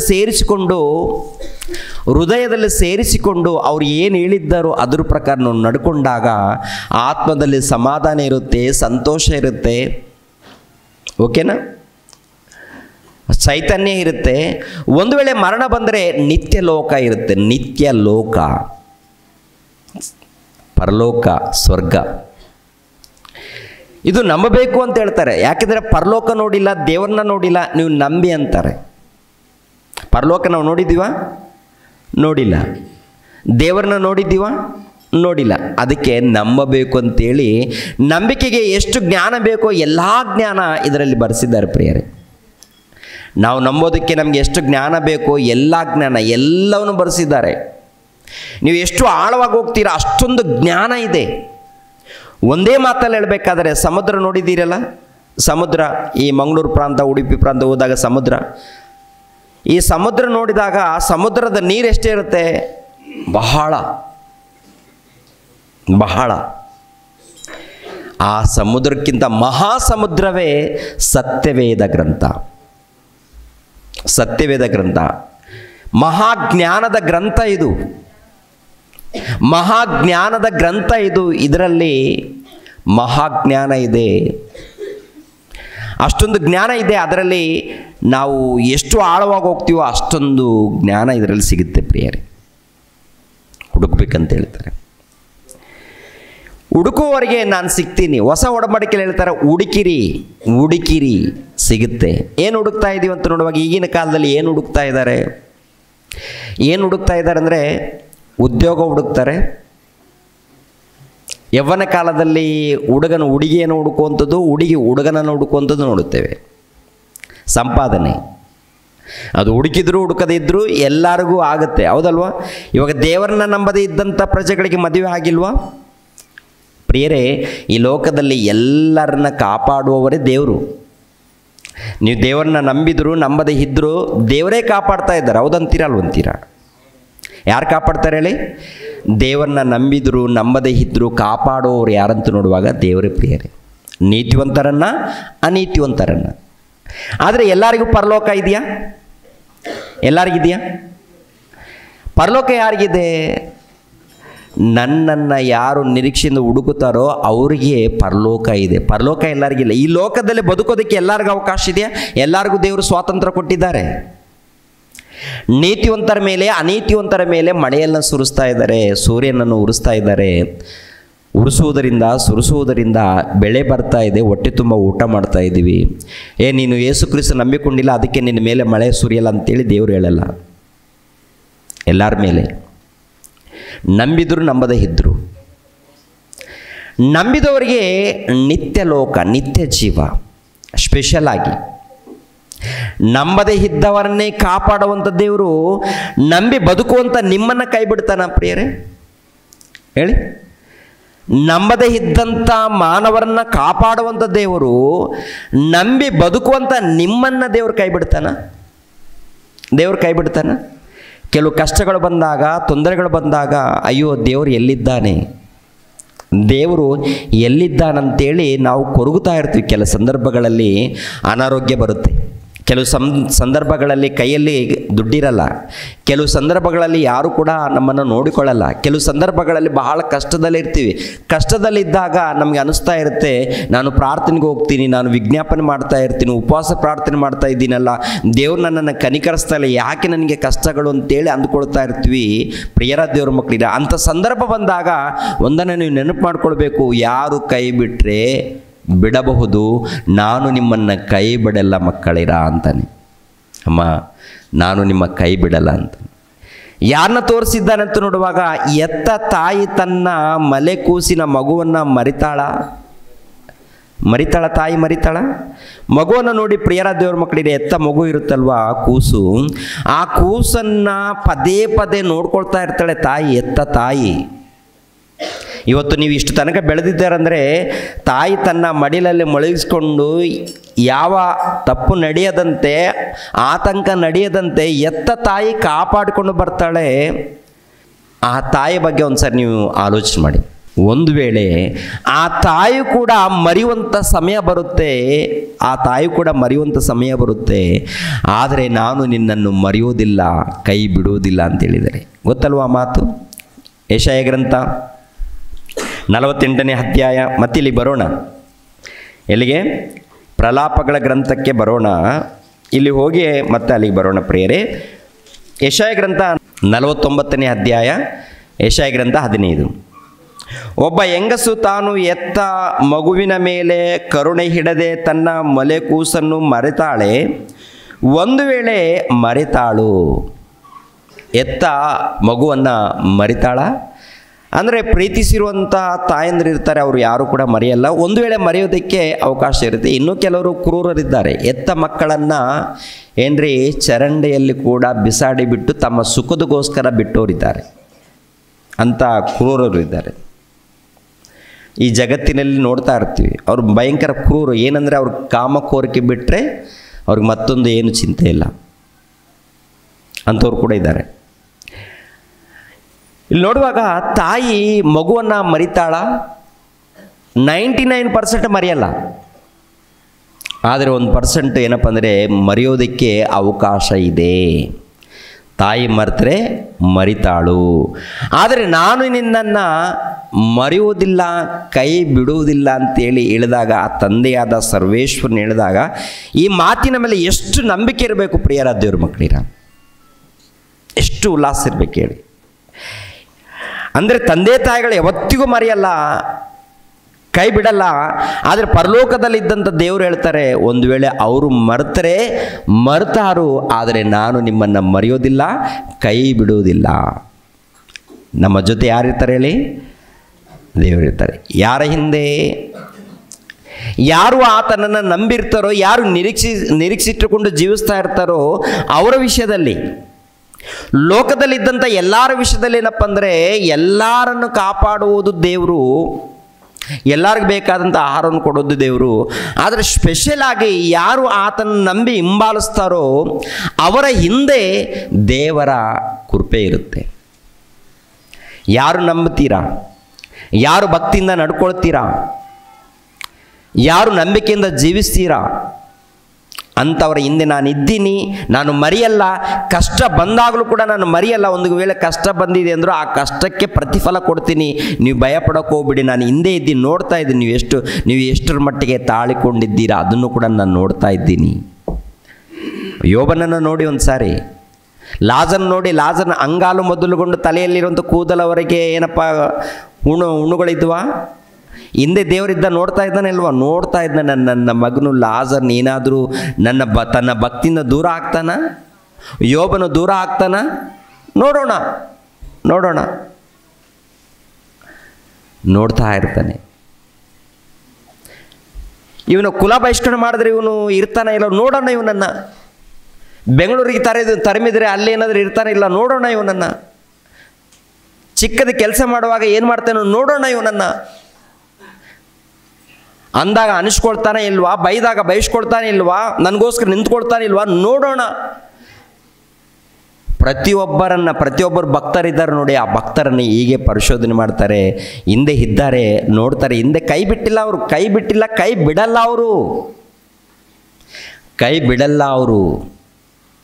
ನಮ್ಮ ಬದುಕನ್ನು ದೇವರಿಗೆ ಒಪ್ಪಿಸಿದಾಗ, ನಮ್ಮ ಮನಸ್ಸನ್ನು ದೇವರಿಗೆ ಒಪ್ಪಿಸಿದಾಗ, ಪ್ರಿಯರ ದೇವ್ರ ಮಕ್ಕಳಿರ, ಅವರು ಕೈ ಬಿಡಲ್ಲ, ಅವರು ನಮ್ಮ ಜೊತೆಯಲ್ಲಿ ಇರ್ತಾರೆ, ಕಾಪಾಡ್ತಾರೆ. ಪ್ರಿಯರೇ, ಕೈ ಬಿಡುವಂಥ ದೇವರಲ್ಲ, ಮರೆಯುವಂಥ ದೇವರಲ್ಲ ನಮ್ಮ ದೇವರು.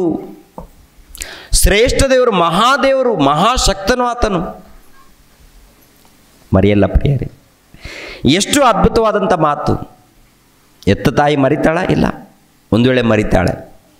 ಆದರೆ ನಾನು ಮರೆಯಲ್ಲ, ಕೈ ಬಿಡಲ್ಲ. ಮಕ್ಕಳಿರ, ಕೈ ಬಿಡಲ್ಲ.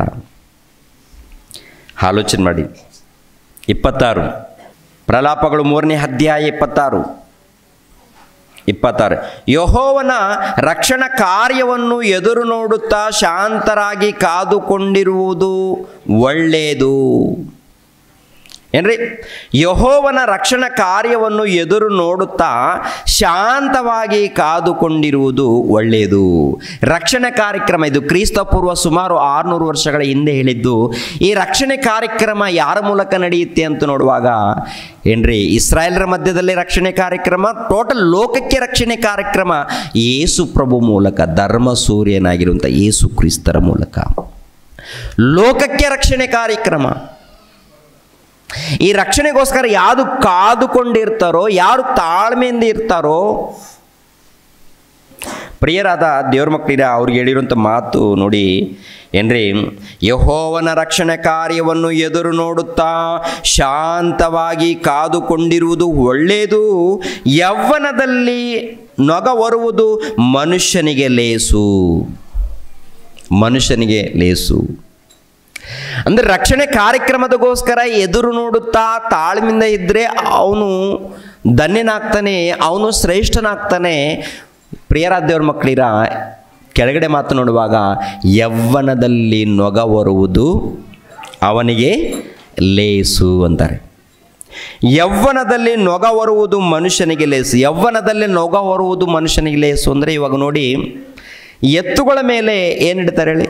ಎತ್ತುಗಳು ಭಾರ ಇಡ್ತಾರಲ್ಲ, ಅಂದರೆ ಹಿಂದಗಡೆ ಎತ್ತಿನ ಗಾಡಿ ಇದೆಯಲ್ಲ, ಗಾಡಿ ಮುಂದೆ ಹೋಗ್ಬೇಕಂದ್ರೆ 2 ಗಾಲಿಗಳಿರುತ್ತೆ, ಚಕ್ರಗಳು.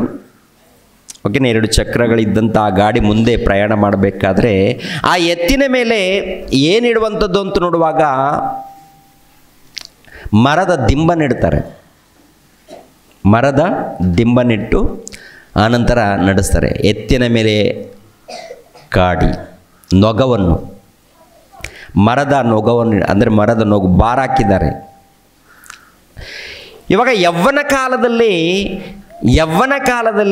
ಯಾರ ನೊಗವನ್ನು? ದೇವರ ನೊಗವನ್ನು ಹೊರಬೇಕಂತೆ. ನೊಗವನ್ನು ಅಂದರೆ ಎತ್ತಿನ ಮೇಲೆ ಇಟ್ಟಂಥ ನೊಗವೇನು, ಭಾರವೇನು? ಮರದ ದಿಂಬವನ್ನು.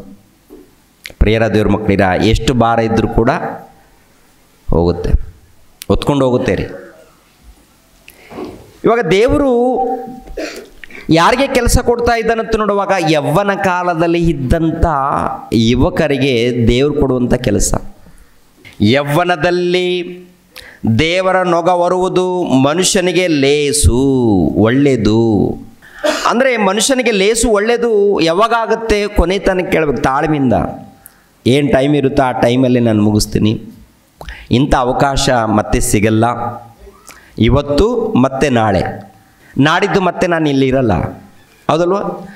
ಆದ್ದರಿಂದ ತಾಳ್ಮೆಯಿಂದ ಕೇಳಿ, ಆ ವಾಕ್ಯಗಳನ್ನು ಕೇಳಿದ ಮೇಲೆ ಹೃದಯದಲ್ಲಿ ಸೇರಿಸಿಕೊಳ್ಳಿ, ಪ್ರತಿನಿತ್ಯ ಧ್ಯಾನ ಮಾಡಿ. ಬೈಬಲ್ ಇದೆಯಲ್ಲ, ಅದ್ಭುತವಾದಂಥ ಗ್ರಂಥ ಇದು, ಅದ್ಭುತವಾದದ್ದು.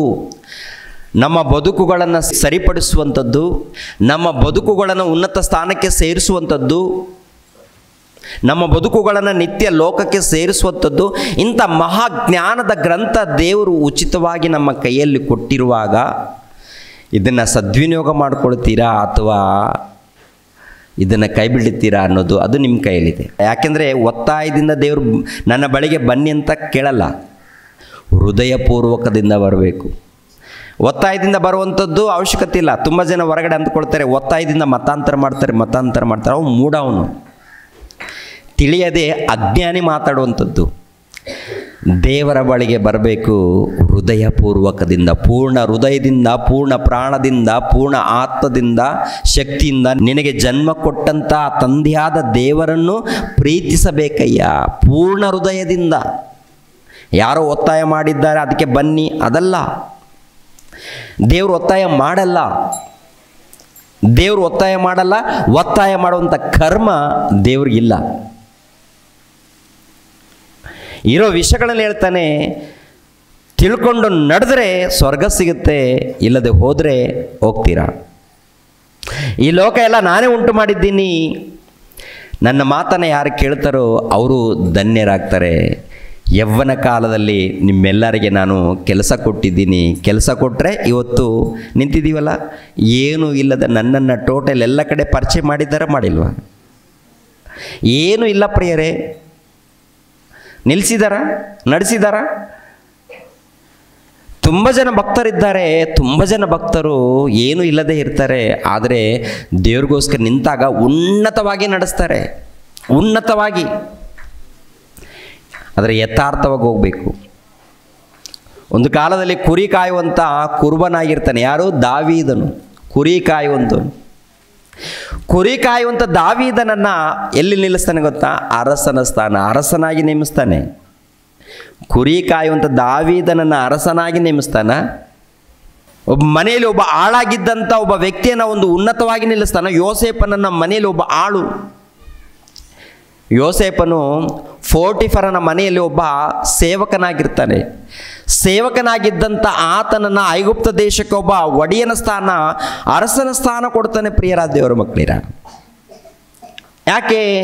ಭಕ್ತಿ ಲೋಕದಲ್ಲಿದೆ. ಲೋಕದಲ್ಲಿದ್ದಂಥ ಅವರು ಪ್ರಿಯರ ದೇವ್ರ ಮಕ್ಕಳಿರ ಅವ್ರು ಬಿಟ್ಬಿಡೋಣ. ಯಾಕಂದರೆ ದೇವರ ದೃಷ್ಟಿಯಲ್ಲಿ ಇದ್ದಾಗ ಅವರು ಉನ್ನತರಾಗಿರ್ತಾರೆ, ದೇವರು ಮೆಚ್ಚುತ್ತಾರೆ. ಪ್ರಿಯರೇ, ದೇವರನ್ನ ಮೆಚ್ಚಿಸ್ಬೇಕಾದ್ರೆ ಯಾವಾಗ ಸಿದ್ಧರಾಗಬೇಕು ಗೊತ್ತಾ?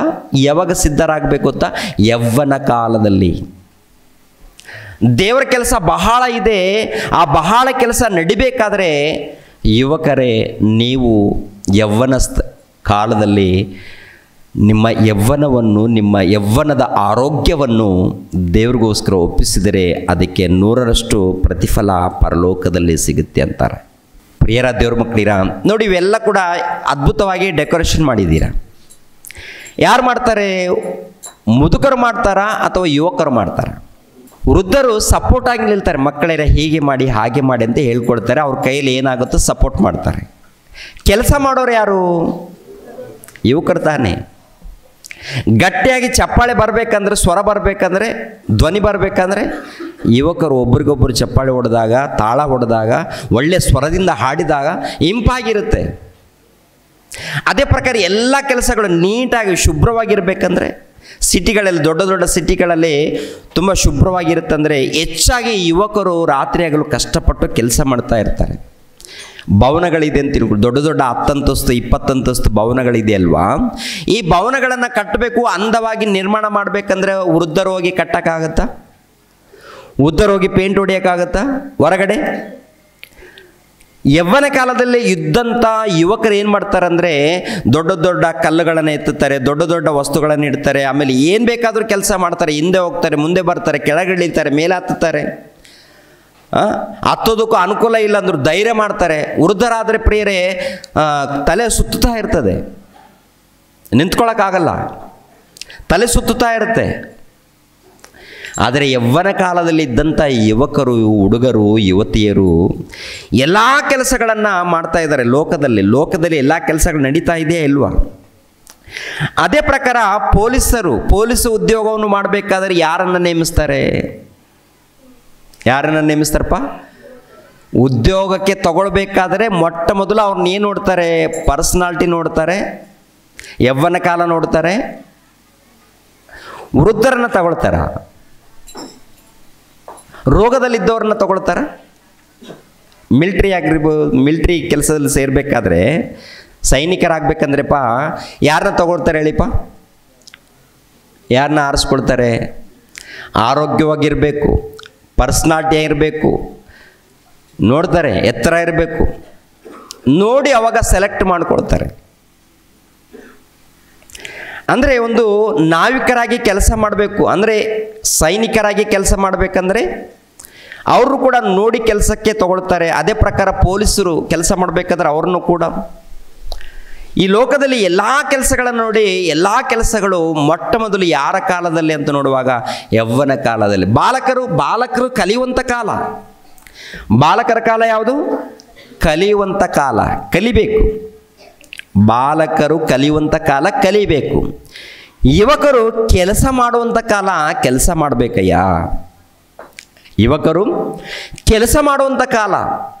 ಅದಕ್ಕೆ ಯೌವನ ಕಾಲದಲ್ಲಿ ಯುವಕರು ಬರ್ತಾರಲ್ಲ, 18 ವರ್ಷ ಆದಮೇಲೆ ಕೆಲಸಕ್ಕೆ ನಿಲ್ಲಿಸ್ತಾರೆ. 18 ವರ್ಷ ಮೇಲ್ಪಟ್ಟಾಗಬೇಕು, ಅವಾಗ ಕೆಲಸಕ್ಕೆ ತಗೊಳ್ತಾರೆ. ನಮಗೇನು ಕೆಲಸ ಬರುತ್ತೋ ಆ ಕೆಲಸಕ್ಕೆ ನೇಮಿಸ್ತಾರೆ. ನೋಡಿ, ಈ ಸಮಾಜದಲ್ಲಿ ಎಲ್ಲ ಕೆಲಸಗಳು ಅವ್ರ ಮೂಲಕ ನಡೀತಾ ಇರುತ್ತೆ. ಅದೇ ಪ್ರಕಾರ ಹೊಲದಲ್ಲಿ ವ್ಯವಸಾಯ ನಡೀತಾ ಇದೆಯಲ್ಲ, ವ್ಯವಸಾಯ ನಡಿಬೇಕಾದ್ರೆ ಯುವಕರು ಹೆಚ್ಚಾಗಿರ್ತಾರ, ವೃದ್ಧರು. ಯುವಕರು ಎಲ್ಲಿಂದ? ಸುಮಾರು 18 ವರ್ಷದಿಂದ ಸುಮಾರು 50-45 ವರ್ಷದವರೆಗೆ. ಆಮೇಲೆ ವೃದ್ಧರ ಕಾಲ ಪ್ರಾರಂಭವಾಗುತ್ತೆ. 45ರಿಂದ ವೃದ್ಧರ ಕಾಲ ಪ್ರಾರಂಭವಾಗುತ್ತೆ, ಹೌದಲ್ವಾ? 45ರಿಂದ ಶುಗರು, BP ಇವೆಲ್ಲ ಕೊಡಿ. ಇವಾಗ 40 ವರ್ಷ ಬಂದರೆ ಸಾಕು, ಎಲ್ಲ ಸ್ಟಾರ್ಟ್ ಆಗುತ್ತೆ ರೀ ಪ್ರಿಯರ ದೇವ್ರ ಮಕ್ಕಳಿರ. ಅವಾಗ ಎಲ್ಲಿಗಾದ್ರೂ ಹೋಗ್ಬೇಕಂದ್ರು ಬರಬೇಕಂದ್ರು ಆಯಾಸ ಪ್ರಾರಂಭವಾಗುತ್ತೆ. ಸೈಕಲಲ್ಲಿ ಹೋಗೋರು, ಆಮೇಲೆ ಬೈಕ್ ಬೇಕು, ಬೈಕಲ್ಲಿ ಹೋಗೋರು, ಮತ್ತು ಈ 50 ವರ್ಷ ಆದಮೇಲೆ ಬೈಕಲ್ಲಿ ಕೂಡ ಕಷ್ಟ ಆಗುತ್ತೆ. ಕೆಲವರು ಇರ್ತಾರೆ, ಏನ್ರಿ ಶಕ್ತಿ ಇದ್ದವರು ಹೋಗ್ತಾ ಇರ್ತಾರೆ, ಬರ್ತಾ ಇರ್ತಾರೆ, ಆಮೇಲೆ ಬಹಳ ಕಷ್ಟ. 60 ವರ್ಷ ಬರುತ್ತೆ, ಅವಾಗಲೂ ಬಹಳ ಕಷ್ಟವಾಗುತ್ತೆ. ಅಂದರೆ ಯೌವನ ಕಾಲದಲ್ಲಿ ಇದ್ದಾಗ, ವೃದ್ಧರು ಆದಾಗ ಆ ವ್ಯತ್ಯಾಸ ಗಮನಿಸ್ರಿ. ಯೌವನ ಕಾಲದಲ್ಲಿ ಮಾಡಿದಂಥ ಕೆಲಸ ವೃದ್ಧರ ಕಾಲದಲ್ಲಿ ಮಾಡೋಕ್ಕಾಗಲ್ಲ ರೀ. ಮತ್ತಾಯನ ಬರೆದ ಸುವಾರ್ತೆ 11ನೇ ಅಧ್ಯಾಯ 28ನೇ ವಚನ. ಮತ್ತಾಯನ ಬರೆದ ಸುವಾರ್ತೆ 11ನೇ ಅಧ್ಯಾಯ 28ನೇ ವಚನವನ್ನು. ಎಲೆ ಕಷ್ಟಪಡುವವರೇ, ಹೊರೆ ಹೊತ್ತವರೇ, ನೀವೆಲ್ಲರೂ ನನ್ನ ಬಳಿಗೆ ಬನ್ನಿರಿ, ನಾನು ನಿಮಗೆ ವಿಶ್ರಾಂತಿಯನ್ನು ಕೊಡುವೆನು. ನಾನು ಸಾತ್ವಿಕನು, ದೀನ ಮನಸ್ಸುಳ್ಳವನು ಆಗಿರುವುದರಿಂದ ನನ್ನ ನೊಗವನ್ನು ನಿಮ್ಮ ಮೇಲೆ ತೆಗೆದುಕೊಂಡು ನನ್ನಲ್ಲಿ ಕಲಿತುಕೊಳ್ಳಿರಿ, ಆಗ ನಿಮ್ಮ ಆತ್ಮಗಳಿಗೆ ವಿಶ್ರಾಂತಿ ಸಿಕ್ಕುವುದು ಅಂತ ಹೇಳ್ತಾರೆ. ಕಷ್ಟಪಡುವವರೇ, ಹೊರೆ ಹೊತ್ತವರೇ, ನೀವೆಲ್ಲರೂ ನನ್ನ ಬಳಿಗೆ ಬನ್ನಿರಿ ಅಂತ ಹೇಳ್ತಾರೆ. ಕಷ್ಟಪಡುವವರೇ, ಹೊರೆ ಹೊತ್ತವರೇ, ನೀವೆಲ್ಲರೂ ನನ್ನ ಬಳಿಗೆ ಬನ್ನಿರಿ ಅಂದರೆ ಏನು ಕಷ್ಟಪಡುವವರೇ? ಕೆಲವರು ಹೇಳ್ತಾರೆ, ಕಷ್ಟಪಡುವವರೇ, ಹೊರೆ ಹೊತ್ತವರೇ, ನೀವೆಲ್ಲರೂ ನನ್ನ ಬಳಿಗೆ ಬನ್ನಿರಿ ಅಂತ ಹೇಳಿದಾಗ ಸಾಲದ ಕಷ್ಟ ಇದ್ದವರೇ, ಇಲ್ಲಾಂದರೆ ಏನೋ ಕಷ್ಟ ಇದ್ದವರೇ ನನ್ನ ಬಳಿಗೆ ಬನ್ನಿ ಅಂತೇಳಿ ಭೌತಿಕವಾಗಿ ಇರುವಂಥ ವಿಷಯಗಳನ್ನು ಹೇಳ್ತಾರ ಅಥವಾ ಆತ್ಮಿಕವಾಗಿ ಹೇಳ್ತಾರೆ ಅಂತ ನೋಡುವಾಗ, ಸಾಲದ ಕಷ್ಟ ಇದ್ದಾರೆ, ಇಲ್ಲ ರೋಗದ ಕಷ್ಟದಲ್ಲಿದ್ದಾರೆ, ಇಂಥ ಕಷ್ಟದಲ್ಲಿದ್ದೀರಲ್ಲ ಬನ್ನಿ, ದೇವರು ಸ್ವಸ್ಥತೆ ಮಾಡ್ತಾರೆ, ಈ ಥರ ಅಂತ ಹೇಳ್ಕೊಡ್ತಾರೆ. ಇದಲ್ಲ ಇಲ್ಲಿ ಬರೆಯಲ್ಪಟ್ಟಿರೋದು, ಇದಲ್ಲ ಪ್ರಿಯರೇ. ಕಷ್ಟಪಟ್ಟು ಹೊರೆ ಹೊತ್ತವರಂದರೆ ಕಷ್ಟಪಟ್ಟು ಏನು ಮಾಡಿದ್ದಾರೆ ಅಂತ ನೋಡುವಾಗ ಪಾಪದ ಹೊರೆ ಹೊತ್ತಿದ್ದೀವಿ ಅಂತ. ಯಾವ ಹೊರೆ ಹೊತ್ತಿದ್ದೀವಿ ಪ್ರಿಯರೇ? ಅಂದರೆ ದುಡ್ದು ಕಷ್ಟಪಟ್ಟಿದ್ದೀವಿ, ಆಮೇಲೆ ಅನ್ಯಾಯ ಮಾಡಿದ್ವಿ, ಏನೇನೋ ಮಾಡಿದ್ದೀವಿ. ಏನು ಭಾರ ಆಗಿದೆ ತಲೆ ಮೇಲೆ ಅಂತ ನೋಡುವಾಗ, ತಲೆ ಅಂದರೆ ಹೃದಯ, ಮನಸ್ಸಿದೆಯಲ್ಲ, ಈ ಮನಸ್ಸಿನಲ್ಲಿ ಏನು ತುಂಬಿಕೊಂಡಿದೆ ಅಂದ್ರೆ ನೋಡುವಾಗ ಏನ್ರಿ ಪಾಪದ ಭಾರ ಇದೆ ರೀ. ಪಾಪದ ಭಾರ. ಈ ಪಾಪದ ಭಾರದಿಂದ ಸತ್ತೋದ್ರೆ ಪರಲೋಕ ಸಿಗುತ್ತಾ? ಪರಿಶುದ್ಧರಿಗೆ ಪರಲೋಕ ಸಿಗುತ್ತಾ? ಪಾಪಿಗಳಿಗೆ ಪರಲೋಕ ಸಿಗುತ್ತಾ? ಪರಿಶುದ್ಧರಿಗೆ ಪರಲೋಕ ಸಿಗುತ್ತೆ. ಅಂದರೆ ಪರಿಶುದ್ಧರನ್ನಾಗಿ ಮಾಡಬೇಕಂದ್ರೇ ತಂದೆಯಾದ ದೇವರು ಯೇಸು ಪ್ರಭುವನ್ನು ಕಳಿಸ್ಕೊಟ್ಟಿದ್ದಾರೆ, ಎಲ್ಲರನ್ನ ಪರಿಶುದ್ಧರಾಗಿ ಮಾಡಪ್ಪ ಅಂತ. ಯಾವಾಗ ಪರಿಶುದ್ಧರಾಗ್ತೀವಿ ಅಂದರೆ ಯೇಸು ಕ್ರಿಸ್ತರನ್ನು ಯಾವಾಗ ತಿಳ್ಕೊಳ್ತೀವೋ, ಆತನ ರಕ್ತದಲ್ಲಿ ತೊಳೆಯಲ್ಪಡ್ತೀವೋ, ಆವಾಗ ನಾವು ಪರಿಶುದ್ಧರಾಗ್ತೀವಿ. ಅಂದರೆ ದೇವರ ಕೃಪೆ ಮೂಲಕ ಪರಿಶುದ್ಧರಾಗ್ತೀವಿ ವಿನಃ ಸ್ವಂತದ್ದೇನಿಲ್ಲ. ಇಲ್ಲಿ ಏನಪ್ಪ ಅಂದರೆ ನಮ್ಮ ತಲೆ ಮೇಲೆ ಭಾರ ಇದೆ. ಏನು ಭಾರ ಇದೆ ಅಂತ ನೋಡುವಾಗ ಪ್ರಿಯರ ದೇವ್ರ ಮಕ್ಕಳಿರ ಪಾಪ ಎಂಬ ಭಾರ ಇದೆ ರೀ. ಅಂದರೆ ಪಾಪ ಎಂಬ ಭಾರ ಇದೆಯಾ ಅಂದರೆ ಅನೇಕ ಸುಳ್ಳುಗಳನ್ನು ಮಾತಾಡಿದ್ದೇನು, ಅದು ಪಾಪ. ಅನೇಕ ತಪ್ಪುಗಳನ್ನು ಮಾಡಿದ್ದು, ಅದೇನು ಪಾಪ. ಪಾಪ ಅಂದರೆ ದೇವರ ಧರ್ಮವನ್ನು ಮೀರುವಂಥದ್ದೇ ಪಾಪ ಪ್ರಿಯರು. ಒಂದೇ ಮಾತಲ್ಲಿ ಹೇಳ್ಬೇಕಂದ್ರೆ ದೇವರ ಧರ್ಮವನ್ನು ಮೀರುವಂಥದ್ದು ಪಾಪ. ಎಷ್ಟು ಮಂದಿ ಪಾಪ ಮಾಡಿದ್ದಾರೆ ಅಂದರೆ ಟೋಟಲ್ ಭೂಲೋಕದಲ್ಲಿ ಹುಟ್ಟಿರುವಂಥ ಪ್ರತಿ ಮನುಷ್ಯನು ಪಾಪದ ಭಾರವನ್ನು ಹೊತ್ತಿದ್ದಾನೆ ಪ್ರಿಯರೇ. ಪರಲೋಕದಿಂದ ಯೇಸು ಕ್ರಿಸ್ತರು ಬಂದಿದ್ದು ಮುಖ್ಯವಾದಂಥ ಉದ್ದೇಶ ಏನಪ್ಪ ಅಂದರೆ ಪಾಪದ ಭಾರವನ್ನು ತೆಗೆಯೋದಕ್ಕೆ. ಭೂಲೋಕದಲ್ಲಿ ಏನೋ ಸಾಲ ಮಾಡಿದ್ದೀಯಾ, ಏನೋ ಏನೋ ನೀನು ಕಷ್ಟದಲ್ಲಿದ್ದೀಯ, ಇದಲ್ಲ ಉದ್ದೇಶ. ದೊಡ್ಡ ಕಷ್ಟ ಏನಪ್ಪ ಅಂದರೆ ಈ ಪಾಪ ಇದ್ದಾಗ ದೇವರು ಸಹಿಸಲ್ಲ. ಮೊದಲನೇದಾಗಿ ಈ ಲೋಕದಲ್ಲಿ ಕಷ್ಟ ನಷ್ಟ ಅನ್ನೋದು ಇದ್ದೇ ಇರುತ್ತೆ, ಎಲ್ಲರಿಗಿರುತ್ತೆ ಪ್ರೇರಿ. ಯಾರಿಗಿಲ್ಲ ಹೇಳಿ? ಯೇಸು ಪ್ರಭು ಕಷ್ಟ ಇಲ್ವಾ? ಯೇಸು ಪ್ರಭುಗೆ ಕಷ್ಟ ಇದೆಯಾ ಇಲ್ವಾ? ಇದ್ದಾಗ ಮಹಾ ಕಷ್ಟವನ್ನು ಅನುಭವಿಸಿದಾನ. ಈ ಲೋಕದಲ್ಲಿ ಕಷ್ಟ ನಷ್ಟ ಎಲ್ಲ ಇರುತ್ತೆ, ಅದಲ್ಲ. ಮುಖ್ಯವಾಗಿ ಏನಪ್ಪ ಅಂದರೆ ಪಾಪದ ಭಾರ ಇದೆ ನಮ್ಮಲ್ಲಿ. ಏನಪ್ಪ ಅಂದರೆ ಪಾಪದ ಭಾರ, ಈ ಪಾಪದ ಭಾರ ಇದ್ದವರು ಇದ್ದಾರೆ. ಅದಕ್ಕೆ ಪಾಪದ ಭಾರವನ್ನು ಹೊತ್ತುಕೊಂಡವರೇ ನನ್ನ ಬಳಿಗೆ ಬನ್ನಿ ಅಂದರೆ ಬಂದು ಮಾಡಬೇಕು? ನನ್ನ ಬಳಿಗೆ ಬಂದು ಅಂದರೆ ಯೇಸು ಕ್ರಿಸ್ತರ ಬಳಿಗೆ ಬಂದು ಏನು ಮಾಡಬೇಕು? ಕಷ್ಟಪಡುವವರೇ, ಹೊರೆ ಹೊತ್ತವರೇ, ನೀವೆಲ್ಲರೂ ನನ್ನ ಬಳಿಗೆ ಬನ್ನಿರಿ, ನಾನು ನಿಮಗೆ ವಿಶ್ರಾಂತಿ ಕೊಡ್ತೀನಿ. ಅಂದರೆ ಪಾಪದ ಭಾರ ಇದೆಯಲ್ಲ ಅದನ್ನು ತೆಗೆದಾಕಿ ನಿಮ್ಗೆ ಏನು ಕೊಡ್ತೀನಿ? ವಿಶ್ರಾಂತಿಯನ್ನು ಕೊಡ್ತೀನಪ್ಪ ಅಂತಾನೆ. ಆ ಪಾಪದ ಭಾರ ಎಲ್ಲಿದೆ? ಹೃದಯದಲ್ಲಿದೆ. ಅದನ್ನು ತೆಗೆದಾಕಿ ಏನು ಕೊಡ್ತೀನಿ? ಅದನ್ನು ತೆಗೆದಾಕಿ ಏನು ಕೊಡ್ತೀನಿ ಅಂತ ಹೇಳಿದಾನೆ? ವಿಶ್ರಾಂತಿಯನ್ನು ಕೊಡ್ತೀನಿ. ಆ ವಿಶ್ರಾಂತಿಯನ್ನು ಸಿಗಬೇಕಾದ್ರೆ ನನ್ನಲ್ಲಿ ಬಂದು ನೀವು ಕಲ್ತುಕೊಳ್ಳ್ರಿ ಅಂತ ಹೇಳ್ತಾರೆ. ನನ್ನಲ್ಲಿ ಬಂದು ಕಲ್ತುಕೊಳ್ಳಿ. ಈ ಜ್ಞಾನ ಇದೆ ನೋಡಿ, ಈ ಜ್ಞಾನ ಇದ್ದರೆ ಏನ್ರಿ ಪಾಪ ಹೃದಯದಲ್ಲಿ ಹೋಗಲ್ಲ. ಒಂದು ವೇಳೆ ಬಂದರೂ ಕೂಡ ಈ ಜ್ಞಾನದ ಮೂಲಕ ಅದನ್ನು ತೆಗೆದಾಕ್ತಾ ಇರ್ತೀವಿ. ಯಾಕಂದರೆ ಸೈತಾನನು ಬೆಂಕಿ ಬಾಣಗಳನ್ನು ಬಿಡ್ತಾ ಇರ್ತಾನೆ. ಸೈತಾನ ಏನಪ್ಪ ಅಂದರೆ ಬೆಂಕಿ ಬಾಣಗಳನ್ನು ಬಿಡ್ತಾ ಇರ್ತಾನೆ. ಅವನು ಬಿಟ್ಟಾಗ ಈ ವಾಕ್ಯಗಳಿದ್ದಾಗ ಏನಾಗುತ್ತೆ? ಅದನ್ನು ಸೋಲಿಸುತ್ತೆ. ದೇವರ ವಾಕ್ಯ ಇಲ್ಲದೆ ಹೋದರೆ ಅದು ಹೃದಯದಲ್ಲಿ ತುಂಬಿಕೊಳ್ಳುತ್ತೆ. ಏನು ತುಂಬಿಕೊಳ್ಳುತ್ತೆ? ಸೈತಾನನು ಬಿಡುವಂಥ ಬೆಂಕಿ ಬಾಣಗಳು ಹೃದಯದಲ್ಲಿ ತುಂಬಿಕೊಳ್ಳುತ್ತೆ. ಮೊಟ್ಟ ಮೊದಲು ಯವ್ವನ ಕಾಲದಲ್ಲಿ ತುಂಬ ಆ್ಯಕ್ಟಿವ್ ಆಗಿರ್ತಾರೆ, ತುಂಬ ಹುಷಾರಾಗಿರ್ತಾರೆ. ತುಂಬ ಹುಷಾರಾಗಿದ್ದಾಗ ಸೈತಾನ್ ಏನು ಮಾಡ್ತಾನಂತ ನೋಡುವಾಗ ಯಾರ್ಯಾರನ್ನು ನಾವು ಮೋಸ ಮಾಡಬೇಕಂತೇಳಿ ಎಲ್ಲ ಬಾಣಗಳು ಬಾಣಗಳು ಯವ್ವನ ಕಾಲದಲ್ಲಿ ಯವ್ವನ ಕಾಲದಲ್ಲಿ ಎಲ್ಲ ಕೋರಿಕೆಗಳು ಹುಟ್ಟುತ್ತಾ. ಅಂದರೆ ಯಾವ ರೀತಿ ನಾವು ಪುಷ್ಟಿಯಾಗಿ ಬೆಳಿತೀವೋ ಆವಾಗ ಅನೇಕ ಕೋರಿಕೆಗಳು ಜಾಸ್ತಿ ಬೆಳೀತಾ ಇರುತ್ತೆ. ಬೆಳೆದಾಗ ಹಣದ ಆಸೆ, ಹೆಣ್ಣಿನ ಆಸೆ, ಸ್ತ್ರೀ ಪುರುಷರಿಬ್ಬರಿಗೇನೆ, ಇಬ್ಬರಿಗೂ ಸಂಬಂಧಪಟ್ಟದ್ದು. ಯವ್ವನ ಕಾಲದಲ್ಲಿ ಹಣದ ಆಸೆ ಹುಟ್ಟುತ್ತೆ, ಶರೀರ ಆಸೆಗಳು ಹುಟ್ಟುತ್ತೆ, ಕಣ್ಣಿನ ಆಸೆ ಹುಟ್ಟುತ್ತೆ. ಇವೆಲ್ಲ ಹುಟ್ಟಿದಾಗ ದೇವರು ಹೇಳ್ತಾರೆ ಅವನ್ನೆಲ್ಲ ಕೂಡ ನೀವು ಜಯಿಸಬೇಕು ಅಂತ ಹೇಳ್ತಾರೆ. ನಾನು ಲೋಕವನ್ನು ಜಯಿಸಿದ್ದೀನಿ, ನೀವು ಕೂಡ ಲೋಕವನ್ನು ಜಯಿಸಿರಿ ಅಂತಾರೆ. ಲೋಕವನ್ನು ಏನು ಜಯಿಸಿದ್ದಾರೆ ಅಂತ ನೋಡುವಾಗ ಏನ್ರಿ? ಸೈತಾನನ್ನು ಬಿಡುವಂಥ ಬೆಂಕಿ ಬಾಣವನ್ನು. ಸೈತಾನ್ ಯಾರಿಗಾದ್ರೂ ಕಾಣ್ತಾನ? ಸೈತಾನ್ ಕಾಣ್ತಾನೆ? ಕಣ್ಣಿಗೆ ಕಾಣಲ್ಲ. ಕಣ್ಣಿಗೆ ಕಾಣದಂಥ ದುರಾತ್ಮ ಇದೆ. ಆ ದುರಾತ್ಮ ಹೃದಯಕ್ಕೆ ಬಾಣಗಳು ಬಿಡ್ತಾ ಇದೆ. ಬಿಡುವಂಥ ಆ ಬಾಣಗಳನ್ನು ನಾವು ಕಂಡಿಡಿಬೇಕಲ್ವಾ? ಹೃದಯದಲ್ಲಿ ಬಿಡುವಂಥ ಬೆಂಕಿ ಬಾಣಗಳನ್ನು ಕಂಡಿಡಿಬೇಕಲ್ವ? ಕಂಡಿಡಿಬೇಕಾದ್ರೆ ಏನಿರಬೇಕು? ಟೆಲಿಸ್ಕೋಪ್ ಇರಬೇಕು. ಇವಾಗ ರೋಗ ಇದೆಯಾ ಇಲ್ವ ಅಂತ ನೋಡಬೇಕಾದ್ರೆ ಡಾಕ್ಟ್ರು ಪರಿಶೋಧನೆ ಮಾಡ್ತಾರೆ, ಬ್ಲಡ್ ಚೆಕಪ್ ಮಾಡ್ತಾರೆ. ಏನಪ್ಪ ಅಂದರೆ ಇನ್ನು ದೇಹದಲ್ಲಿ ಎಲ್ಲ ನರಗಳನ್ನು ಚೆಕ್ ಮಾಡ್ತಾರೆ, ರೋಗ ಇದೆಯಾ ಇಲ್ವಂತ. ಇವಾಗ ಪಾಪ ಇದೆಯಾ ಇಲ್ವ ಅಂತ ಗೊತ್ತಾಗಬೇಕಾದ್ರೆ ಏನಿರಬೇಕು? ನಮ್ಮ ಕೈಯಲ್ಲಿ ಬೈಬಲ್ ಇರಬೇಕು. ಬೈಬಲ್ ಮುಂದೆ ಇಟ್ಕೊಂಡು ನೀವು ಆಲೋಚನೆ ಮಾಡಿದಾಗ ನಮ್ಮ ಹೃದಯದಲ್ಲಿ ಎಷ್ಟು ಪಾಪದ ಕೊಳೆ ಇದೆಯೋ ಅನ್ನೋದು ಗೊತ್ತಾಗುತ್ತೆ ರೀ. ಗೊತ್ತಾದಾಗ ದೇವ್ರ ಹತ್ರ ಮೊಣಕಾಲೂರಿ, ದೇವರೇ ನಾನು ತಪ್ಪು ಮಾಡಿದ್ದೀನಿ, ದೇವರೇ ನಾನು ನಿನ್ನ ಮೇಲೆ ತಪ್ಪು ಮಾಡಲ್ಲ, ದೇವರೇ ನಿಮಗೋಸ್ಕರ ಬದುಕ್ತೀನಿ ದೇವ್ರು ಅಂತೇಳಿ ಹೃದಯಪೂರ್ವಕದಿಂದ ಆತನಿಗೆ ಈ ಹೃದಯವನ್ನು ಕೊಟ್ಟಾಗ ಆವಾಗ ಯೇಸು ಕ್ರಿಸ್ತ ಹೃದಯದಲ್ಲಿ ಬರ್ತಾರೆ, ಪವಿತ್ರಾತ್ಮರು ಬರ್ತಾರೆ, ತಂದೆಯಾದ ದೇವರು ಬರ್ತಾರೆ. ಆವಾಗ ದೇವರ ಕೆಲಸ ಪ್ರಾರಂಭ ಮಾಡಬೇಕು ಪ್ರಿಯರ. ದೇವರ ನೊಗವು ಅಂದರೆ ದೇವರ ಕೆಲಸವನ್ನು ಮಾಡಬೇಕಂತ. ಈ ಲೋಕದಲ್ಲಿ ಎಲ್ಲ ಕೆಲಸಗಳು ಯುವಕರು ಮಾಡ್ತಾರೆ ನೋಡಿ. ವ್ಯವಸಾಯ ದೊಡ್ಡ ಕೆಲಸ ಪ್ರಿಯರೇ. ವ್ಯವಸಾಯ ಮಾಡ್ಬೇಕಂದ್ರೆ ಚಿಕ್ಕ ಕೆಲಸನ ದೊಡ್ಡ ಕೆಲಸನ? ಹೊರುವಂಥದ್ದು ಏನ್ರಿ ತುಂಬ ಕೆಲಸ ಇರುತ್ತಲ್ವಾ? ಈ ಕೆಲಸ ಮಾಡಬೇಕಂದ್ರೆ ವೃದ್ಧರು ಜಾಸ್ತಿ ಮಾಡ್ತಾರ, ಯುವಕರು ಜಾಸ್ತಿ ಮಾಡ್ತಾರೆ? ಅಂದರೆ ಯುವಕರು ಬಹಳ ಕೆಲಸ ಮಾಡ್ತಾರೆ. ಟೋಟಲ್ ಪ್ರಪಂಚಕ್ಕೆ ದವಸ ಧಾನ್ಯಗಳನ್ನು ತಲುಪಿಸ್ತಾ ಇದ್ದಾರೆ ಅಂದರೆ ಯುವಕರ ಕಷ್ಟ. ದವಸ ಧಾನ್ಯಗಳನ್ನು ರೈತರು ಕಳಿಸ್ತಾ ಇದ್ದಾರೆ ಅಂದರೆ ಇಲ್ಲಿ ಕಷ್ಟ ಇದೆಯಲ್ಲ. ಕಷ್ಟ ಬಹಳ ಇದೆಯಾ ಸ್ವಲ್ಪ ಇದೆಯಾ? ಬಹಳ ಕೆಲಸ ಇದೆ. ಅಂದರೆ ಈ ಭೂಲೋಕದಲ್ಲಿ ನೋಡುವಾಗ ಎಲ್ಲ ಸ್ಥಳಗಳಲ್ಲಿ ಯುವಕರ ಕಷ್ಟ ಬಹಳ ಇರುವಾಗ ದೇವರ ಬಳಿಯಲ್ಲಿ ಬಂದಾಗ ಕೈ ಮಡಚ್ಕೊಂಡು ಕೂತ್ಕೊಂಡಿದ್ದೀವಿ ಪ್ರಿಯರೇ ನಾವೆಲ್ಲರೂ ಕೂಡ. ದೇವರ ಬಳಿಯಲ್ಲಿ ಬಂದಾಗ ಎಲ್ಲಿದ್ದೀವಿ, ಯಾರ ಕೆಲಸದಲ್ಲಿ ಇದ್ದೀವಿ ಅಂತ ನೋಡುವಾಗ ಏನ್ರಿ ಎಲ್ಲಿದ್ದೀವಿ, ಒಂದು ಸ್ಥಳದಲ್ಲಿ ಆಡಾಡ್ತೀವಿ, ದೇವ್ರ ಸ್ತೋತ್ರವಾಗಲಿ, ಸ್ತುತಿ ಮಾಡ್ತಾ ಇದ್ದೀವಿ, ದೇವ್ರ ಸ್ತೋತ್ರವಾಗಲಿ, ಏನೋ ಸ್ವಲ್ಪ ಕೆಲಸ ಮಾಡಿದ್ವಿ, ದೇವ್ರ ಸ್ತೋತ್ರವಾಗಲಿ, ಇನ್ನು ಬಹಳ ಕೆಲಸ ಇದೆಯಾ, ಸ್ವಲ್ಪ ಇದೆಯಾ ಅಂತ ನೋಡುವಾಗ ಬಹಳ ಕೆಲಸ ಇದೆ ಪ್ರಿಯರೇ. ಅದಕ್ಕೆ ಪ್ರಭು ಹೇಳಿರುವಂಥ ಮಾತೇನಂತ ನೋಡುವಾಗ ಏನ್ರಿ, ನಾನು ಸಾತ್ವಿಕನು ದೀನ ಮನಸ್ಸುಳ್ಳವನು ಆಗಿರುವುದರಿಂದ ನನ್ನ ನೊಗವನ್ನು ನಿಮ್ಮ ಮೇಲೆ ತೆಗೆದುಕೊಂಡು ನನ್ನಲ್ಲಿ ಕಲಿತುಕೊಳ್ಳಿರಿ, ಆಗ ನಿಮ್ಮ ಆತ್ಮಗಳಿಗೆ ವಿಶ್ರಾಂತಿ ಸಿಕ್ಕುವುದು. ಯಾಕೆಂದರೆ ನನ್ನ ನೊಗವು ಮೃದುವಾದದ್ದು, ನನ್ನ ಹೊರೆಯು ಔರವಾದದ್ದು. ನನ್ನ ನೊಗವು ಮೃದುವಾದದ್ದು ಅಂದರೆ ಭಾರ, ನಾನು ಕೊಡುವಂಥ ಭಾರ ಇದೆಯಲ್ಲ ಮೃದುವಾದದ್ದು.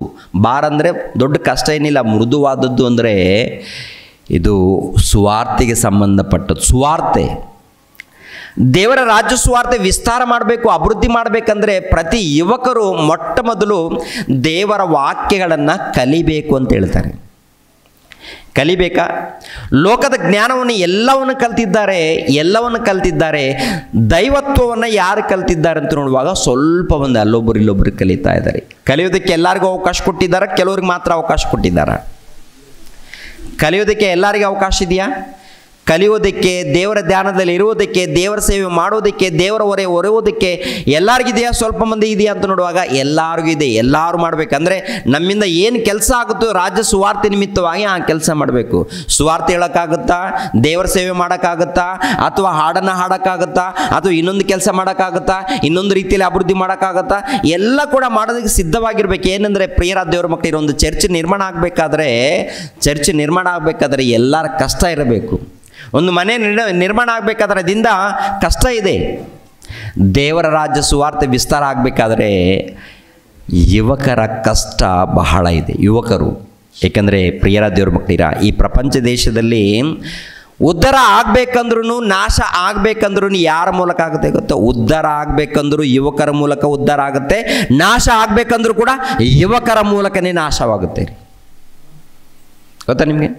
ಹೆಚ್ಚಾಗಿ ಅಂದರೆ ಸಮಾಜ ಅಭಿವೃದ್ಧಿ ಆಗಬೇಕು, ಶ್ರೇಷ್ಠ ಸ್ಥಾನದಲ್ಲಿ ಇರಬೇಕು ಅಂದರೆ ಯುವಕರ ಕಾಲದಲ್ಲಿ ಏನಪ್ಪ ಅಂದರೆ ಭಕ್ತಿಯಿಂದ ಒಳ್ಳೆ ರೀತಿಯಿಂದ ಕೆಲಸ ಮಾಡಿದಾಗ ಅಭಿವೃದ್ಧಿ ಆಗುತ್ತೆ. ಅದೇ ಯುವಕರು ಒಂದು ವೇಳೆ ಕೆಟ್ಟದನ್ನು ಮಾಡಬೇಕು ಅಂದಾಗ ಕೆಟ್ಟದ್ದು ಕೂಡ ನಡೀತದೆ. ಮಾನಭಂಗಗಳು ಯಾರ ಮೂಲಕ? ಯುವಕರ ಮೂಲಕ. ಆಮೇಲೆ ದೌರ್ಜನ್ಯ, ಹೆಚ್ಚಾಗಿ ದೌರ್ಜನ್ಯ, ಗುಂಡಾಯಿಸಮ್ ಯೌವನ ಕಾಲದಲ್ಲಿ. ಅಂದರೆ ಒಂದು ರೀತಿಯಲ್ಲಿ ನೋಡುವಾಗ ಈ ಸಮಾಜದಲ್ಲಿ ಗುಂಡಾಯಿಸಮ್ ಕೂಡ ಇವ್ರ ಮೂಲಕನೇ ನಡೀತಾ ಇರುತ್ತೆ. ಈ ಸಮಾಜದಲ್ಲಿ ಅನೇಕ ತಪ್ಪು ಕಾರ್ಯಕ್ರಮಗಳು, ನರಹತ್ಯೆ ನಡೆಯುವಂಥದ್ದು ಯಾರ ಮೂಲಕ? ಇವ್ರ ಮೂಲಕನೇ ಹೆಚ್ಚಾಗಿ. ಅಂದರೆ ಹಿಂದುಗಡೆ ಕೆಲವರು ದುಷ್ಟರ ಸಲಹೆ ಇರುತ್ತೆ, ಆ ದುಷ್ಟರಿಂದ ಸೈತಾನನ ಆಲೋಚನೆಗಳಿರುತ್ತೆ. ಅಂದರೆ ಈ ದೇಹವನ್ನು ಪ್ರಿಯರಾದ ದೇವರ ಮಕ್ಕಳಿರ ದೇವರಿಗೆ ಒಪ್ಪಿಸಬೇಕು, ದೇವರಿಗೆ ಒಪ್ಪಿಸಿ ದೇವರ ಕೆಲಸ ನಡಿಬೇಕು. ಆದರೆ ದೇವರ ಕೆಲಸ ಮಾಡದೆ ಈ ದೇಹವನ್ನು ಸೈತಾನನಿಗೆ ಒಪ್ಪಿಸಿ ಕೊನೆಯದಾಗಿ ಮಾಡಬಾರದ ಕೃತ್ಯಗಳು. ಈ ದೇಹದ ಮೂಲಕ ದೇವರು ಮಹಿಮೆ ಹೊಂದಬೇಕು, ದೇವರು ಸಂತೋಷ ಪಡಬೇಕು, ದೇವರು ಆರಾಧನೆ ಹೊಂದಬೇಕು. ಆರಾಧನೆ ಹೊಂದುವಂಥ ಈ ದೇಹದ ಮೂಲಕ ಕೊನೆಯದಾಗಿ ಏನು ನಡೀತಾ ಇದೆ ಅಂತ ನೋಡುವಾಗ ಏನ್ರಿ, ಪೇತ್ರನು ಬರೆದ ಮೊದಲನೇ ಪತ್ರಿಕೆ 5ನೇ ಅಧ್ಯಾಯ, ಪೇತ್ರನು ಬರೆದ ಮೊದಲನೇ ಪತ್ರಿಕೆ 5ನೇ ಅಧ್ಯಾಯ 7ನೇ ವಚನವನ್ನು ನೋಡಿ ಪ್ರೇರೆ. 7ನೇ ವಚನ 8ನೇ ವಚನ. ಪೇತ್ರನು ಬರೆದ ಮೊದಲನೇ ಪತ್ರಿಕೆ 5ನೇ ಅಧ್ಯಾಯ 7ನೇ ವಚನ 8ನೇ ವಚನ. ನಿಮ್ಮ ಚಿಂತೆಯನ್ನೆಲ್ಲ ಆತನ ಮೇಲೆ ಹಾಕಿರಿ, ಆತನು ನಿಮಗೋಸ್ಕರ ಚಿಂತಿಸುತ್ತಾನೆ. ಯಾರು ಚಿಂತಿಸ್ತಾರೆ? ದೇವರು. ನಮಗೋಸ್ಕರ ಚಿಂತಿಸೋರು ಯಾರಪ್ಪ ಅಂತ ನೋಡುವಾಗ ದೇವರು. ಎರಡನೇದಾಗಿ 8ನೇ ವಚನ ನೋಡಿ, ಸ್ವಸ್ಥ ಚಿತ್ತರಾಗಿರಿ, ಎಚ್ಚರಿಕೆವಾಗಿರಿ. ನಿಮ್ಮ ವಿರೋಧಿಯಾಗಿರುವ ಸೈತಾನನು ಗರ್ಜಿಸುವ ಸಿಂಹದ ದೋಪಾದಿಯಲ್ಲಿ ಯಾರನ್ನು ನುಂಗಲಿ ಎಂದು ಹುಡುಕುತ್ತಾ ತಿರುಗುತ್ತಾನೆ. ನಿಮ್ಮ ವಿರೋಧಿ ಗರ್ಜಿಸುವ ಸಿಂಹದಂತೆ ಯಾರನ್ನು ನುಂಗಲಿ ಎಂದು ಹುಡುಕುತ್ತಾ ತಿರುಗುತ್ತಾನೆ. ಅಂದರೆ ಯಾರ ಮೇಲೆ? ಯುವಕರ ಮೇಲೆ, ಭಕ್ತರ ಮೇಲೆ. ಭಕ್ತರ ಮೇಲೆ ಯಾರ ಕಣ್ಣು ಬಿದ್ದಿದೆ ಅಂತ ನೋಡುವಾಗ ಸೈತಾನನ ಕಣ್ಣು. ಸೈತಾನನ ಕಣ್ಣು. ಯಾರನ್ನು ನುಂಗಲಿ.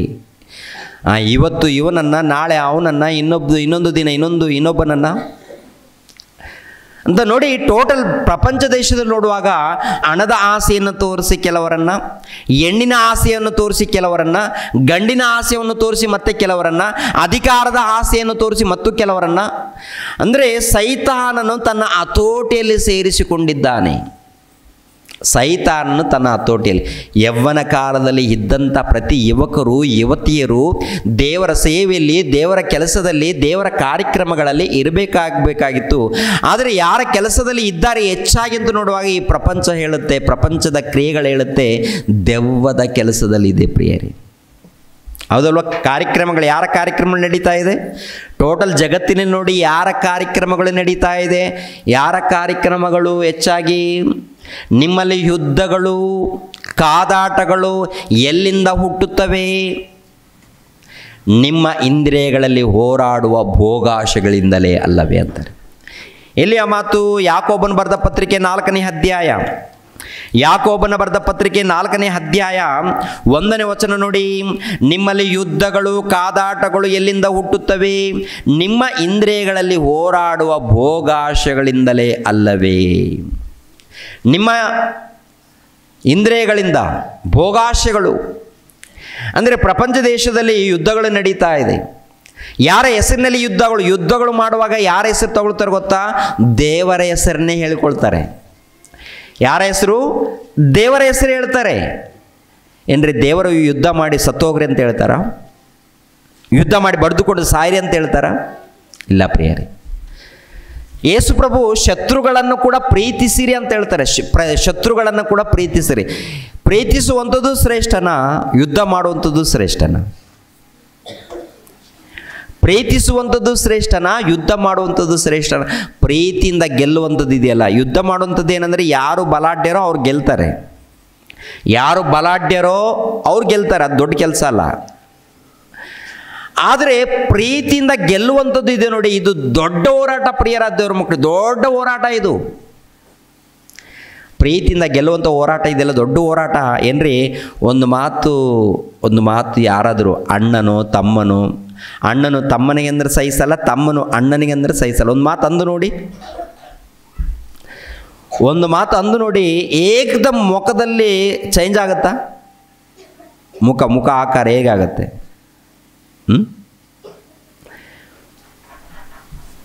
ಒಂದು ಮಾತು ಏನಾದ್ರೆ ಅಂದರೆ ಮುಖದಲ್ಲಿ ಕಳೆ ಬದಲಾಗುತ್ತೆ. ರೋಷ. ಯಾಕೆ ಬಂತು ರೋಷ? ಅಂದರೆ ದೇವ್ರ ಬಗ್ಗೆ ತಿಳಿಯದೇ ಇರುವುದರಿಂದ ರೋಷ. ಇವಾಗ ಮನೆಯಲ್ಲಿ ಗಂಡ ಹೆಂಡತಿ ಮಧ್ಯದಲ್ಲಿ ಜಗಳ ಆಗುತ್ತೆ. ಗಂಡನು ಯಾವುದೋ ಕೋಪ ಇಟ್ಕೊಂಡು ಹೆಂಡತಿ ಅಂದರೆ ಆಕೆ ಏನು ಮಾಡ್ತಾಳೆ? ನನಗಂತಿ ಅಂತೇಳಿ ಕೈಯಲ್ಲಿ ಏನು ಧನ್ ಅಂತ ಬಿಸಾಡ್ತಾ ಇರ್ತಾರೆ. ಬಿಸಾಡಿದ ಮೇಲೆ ಏನಾಗುತ್ತೆ? ಜಗಳ ಜಾಸ್ತಿ ಆಗುತ್ತಾ ಕಡಿಮೆ ಆಗುತ್ತಮ್ಮ? ಒಂದು ಮಾತು ಅಂದಾಗ ದೇವರು ಸ್ತೋತ್ರವಾಗಲಿ ಅಂತ ನೀವು ಅಡ್ಜಸ್ಟ್ ಆಗಬೇಕು. ಅವ್ರು ಏನಾದರೂ ಕೋಪದಲ್ಲಿದ್ದಾಗ ನೀವು ಅಡ್ಜಸ್ಟ್ ಆಗಬೇಕು. ನಿಮ್ಮಲ್ಲಿ ಪ್ರೀತಿ ಅಂದರೆ ಪ್ರತಿಯೊಬ್ಬರಲ್ಲಿ ಸ್ತ್ರೀ ಪುರುಷರ ಮಧ್ಯದಲ್ಲಿ ಪ್ರೀತಿ ಇರಬೇಕು. ಪ್ರೀತಿ ಇದ್ರೇ ಆ ಸಂಸಾರ ಅದ್ಭುತವಾದಂಥ ಸಂಸಾರ. ಒಬ್ಬರಲ್ಲಿದ್ದರೆ ಸಾಕು. ಒಬ್ಬರಲ್ಲಿದ್ದರೆ ಸಾಕು. ಇಬ್ಬರಲ್ಲಿದ್ದರೆ ಅದು ಅದ್ಭುತ. ಒಂದು ಊರಿಗೆ ಸಾಕ್ಷಿಯಾಗಿರುತ್ತೆ. ಒಬ್ಬರಲ್ಲಿದ್ದರೆ ಆ ಮನೆಗೆ ಸಾಕ್ಷಿಯಾಗಿರುತ್ತೆ.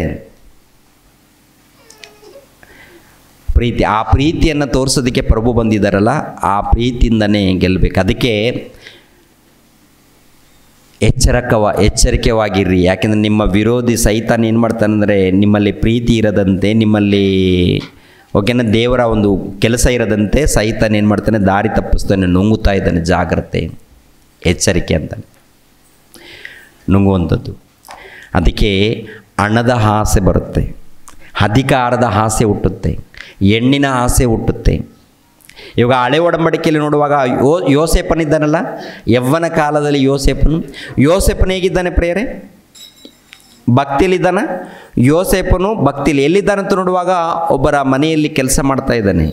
ಪೋಟಿಫರನ ಮನೆಯಲ್ಲಿ ಕೆಲಸ ಮಾಡ್ತಾ ಇದ್ದಾನೆ. ಕೆಲಸ ಮಾಡುವಂಥ ಆತನ ಬಳಿಯಲ್ಲಿ ಏನಾಗುತ್ತೆ ಅಂತ ನೋಡುವಾಗ ಏನ್ರಿ, ಈ 44 ವಿಷಯದಲ್ಲಿ ಒಂದು ಸಾರಿ ಆದಿಕಾಂಡ 39ನೇ ಅಧ್ಯಾಯ, ಆದಿಕಾಂಡ 39ನೇ ಅಧ್ಯಾಯ 1ನೇ ವಚನ.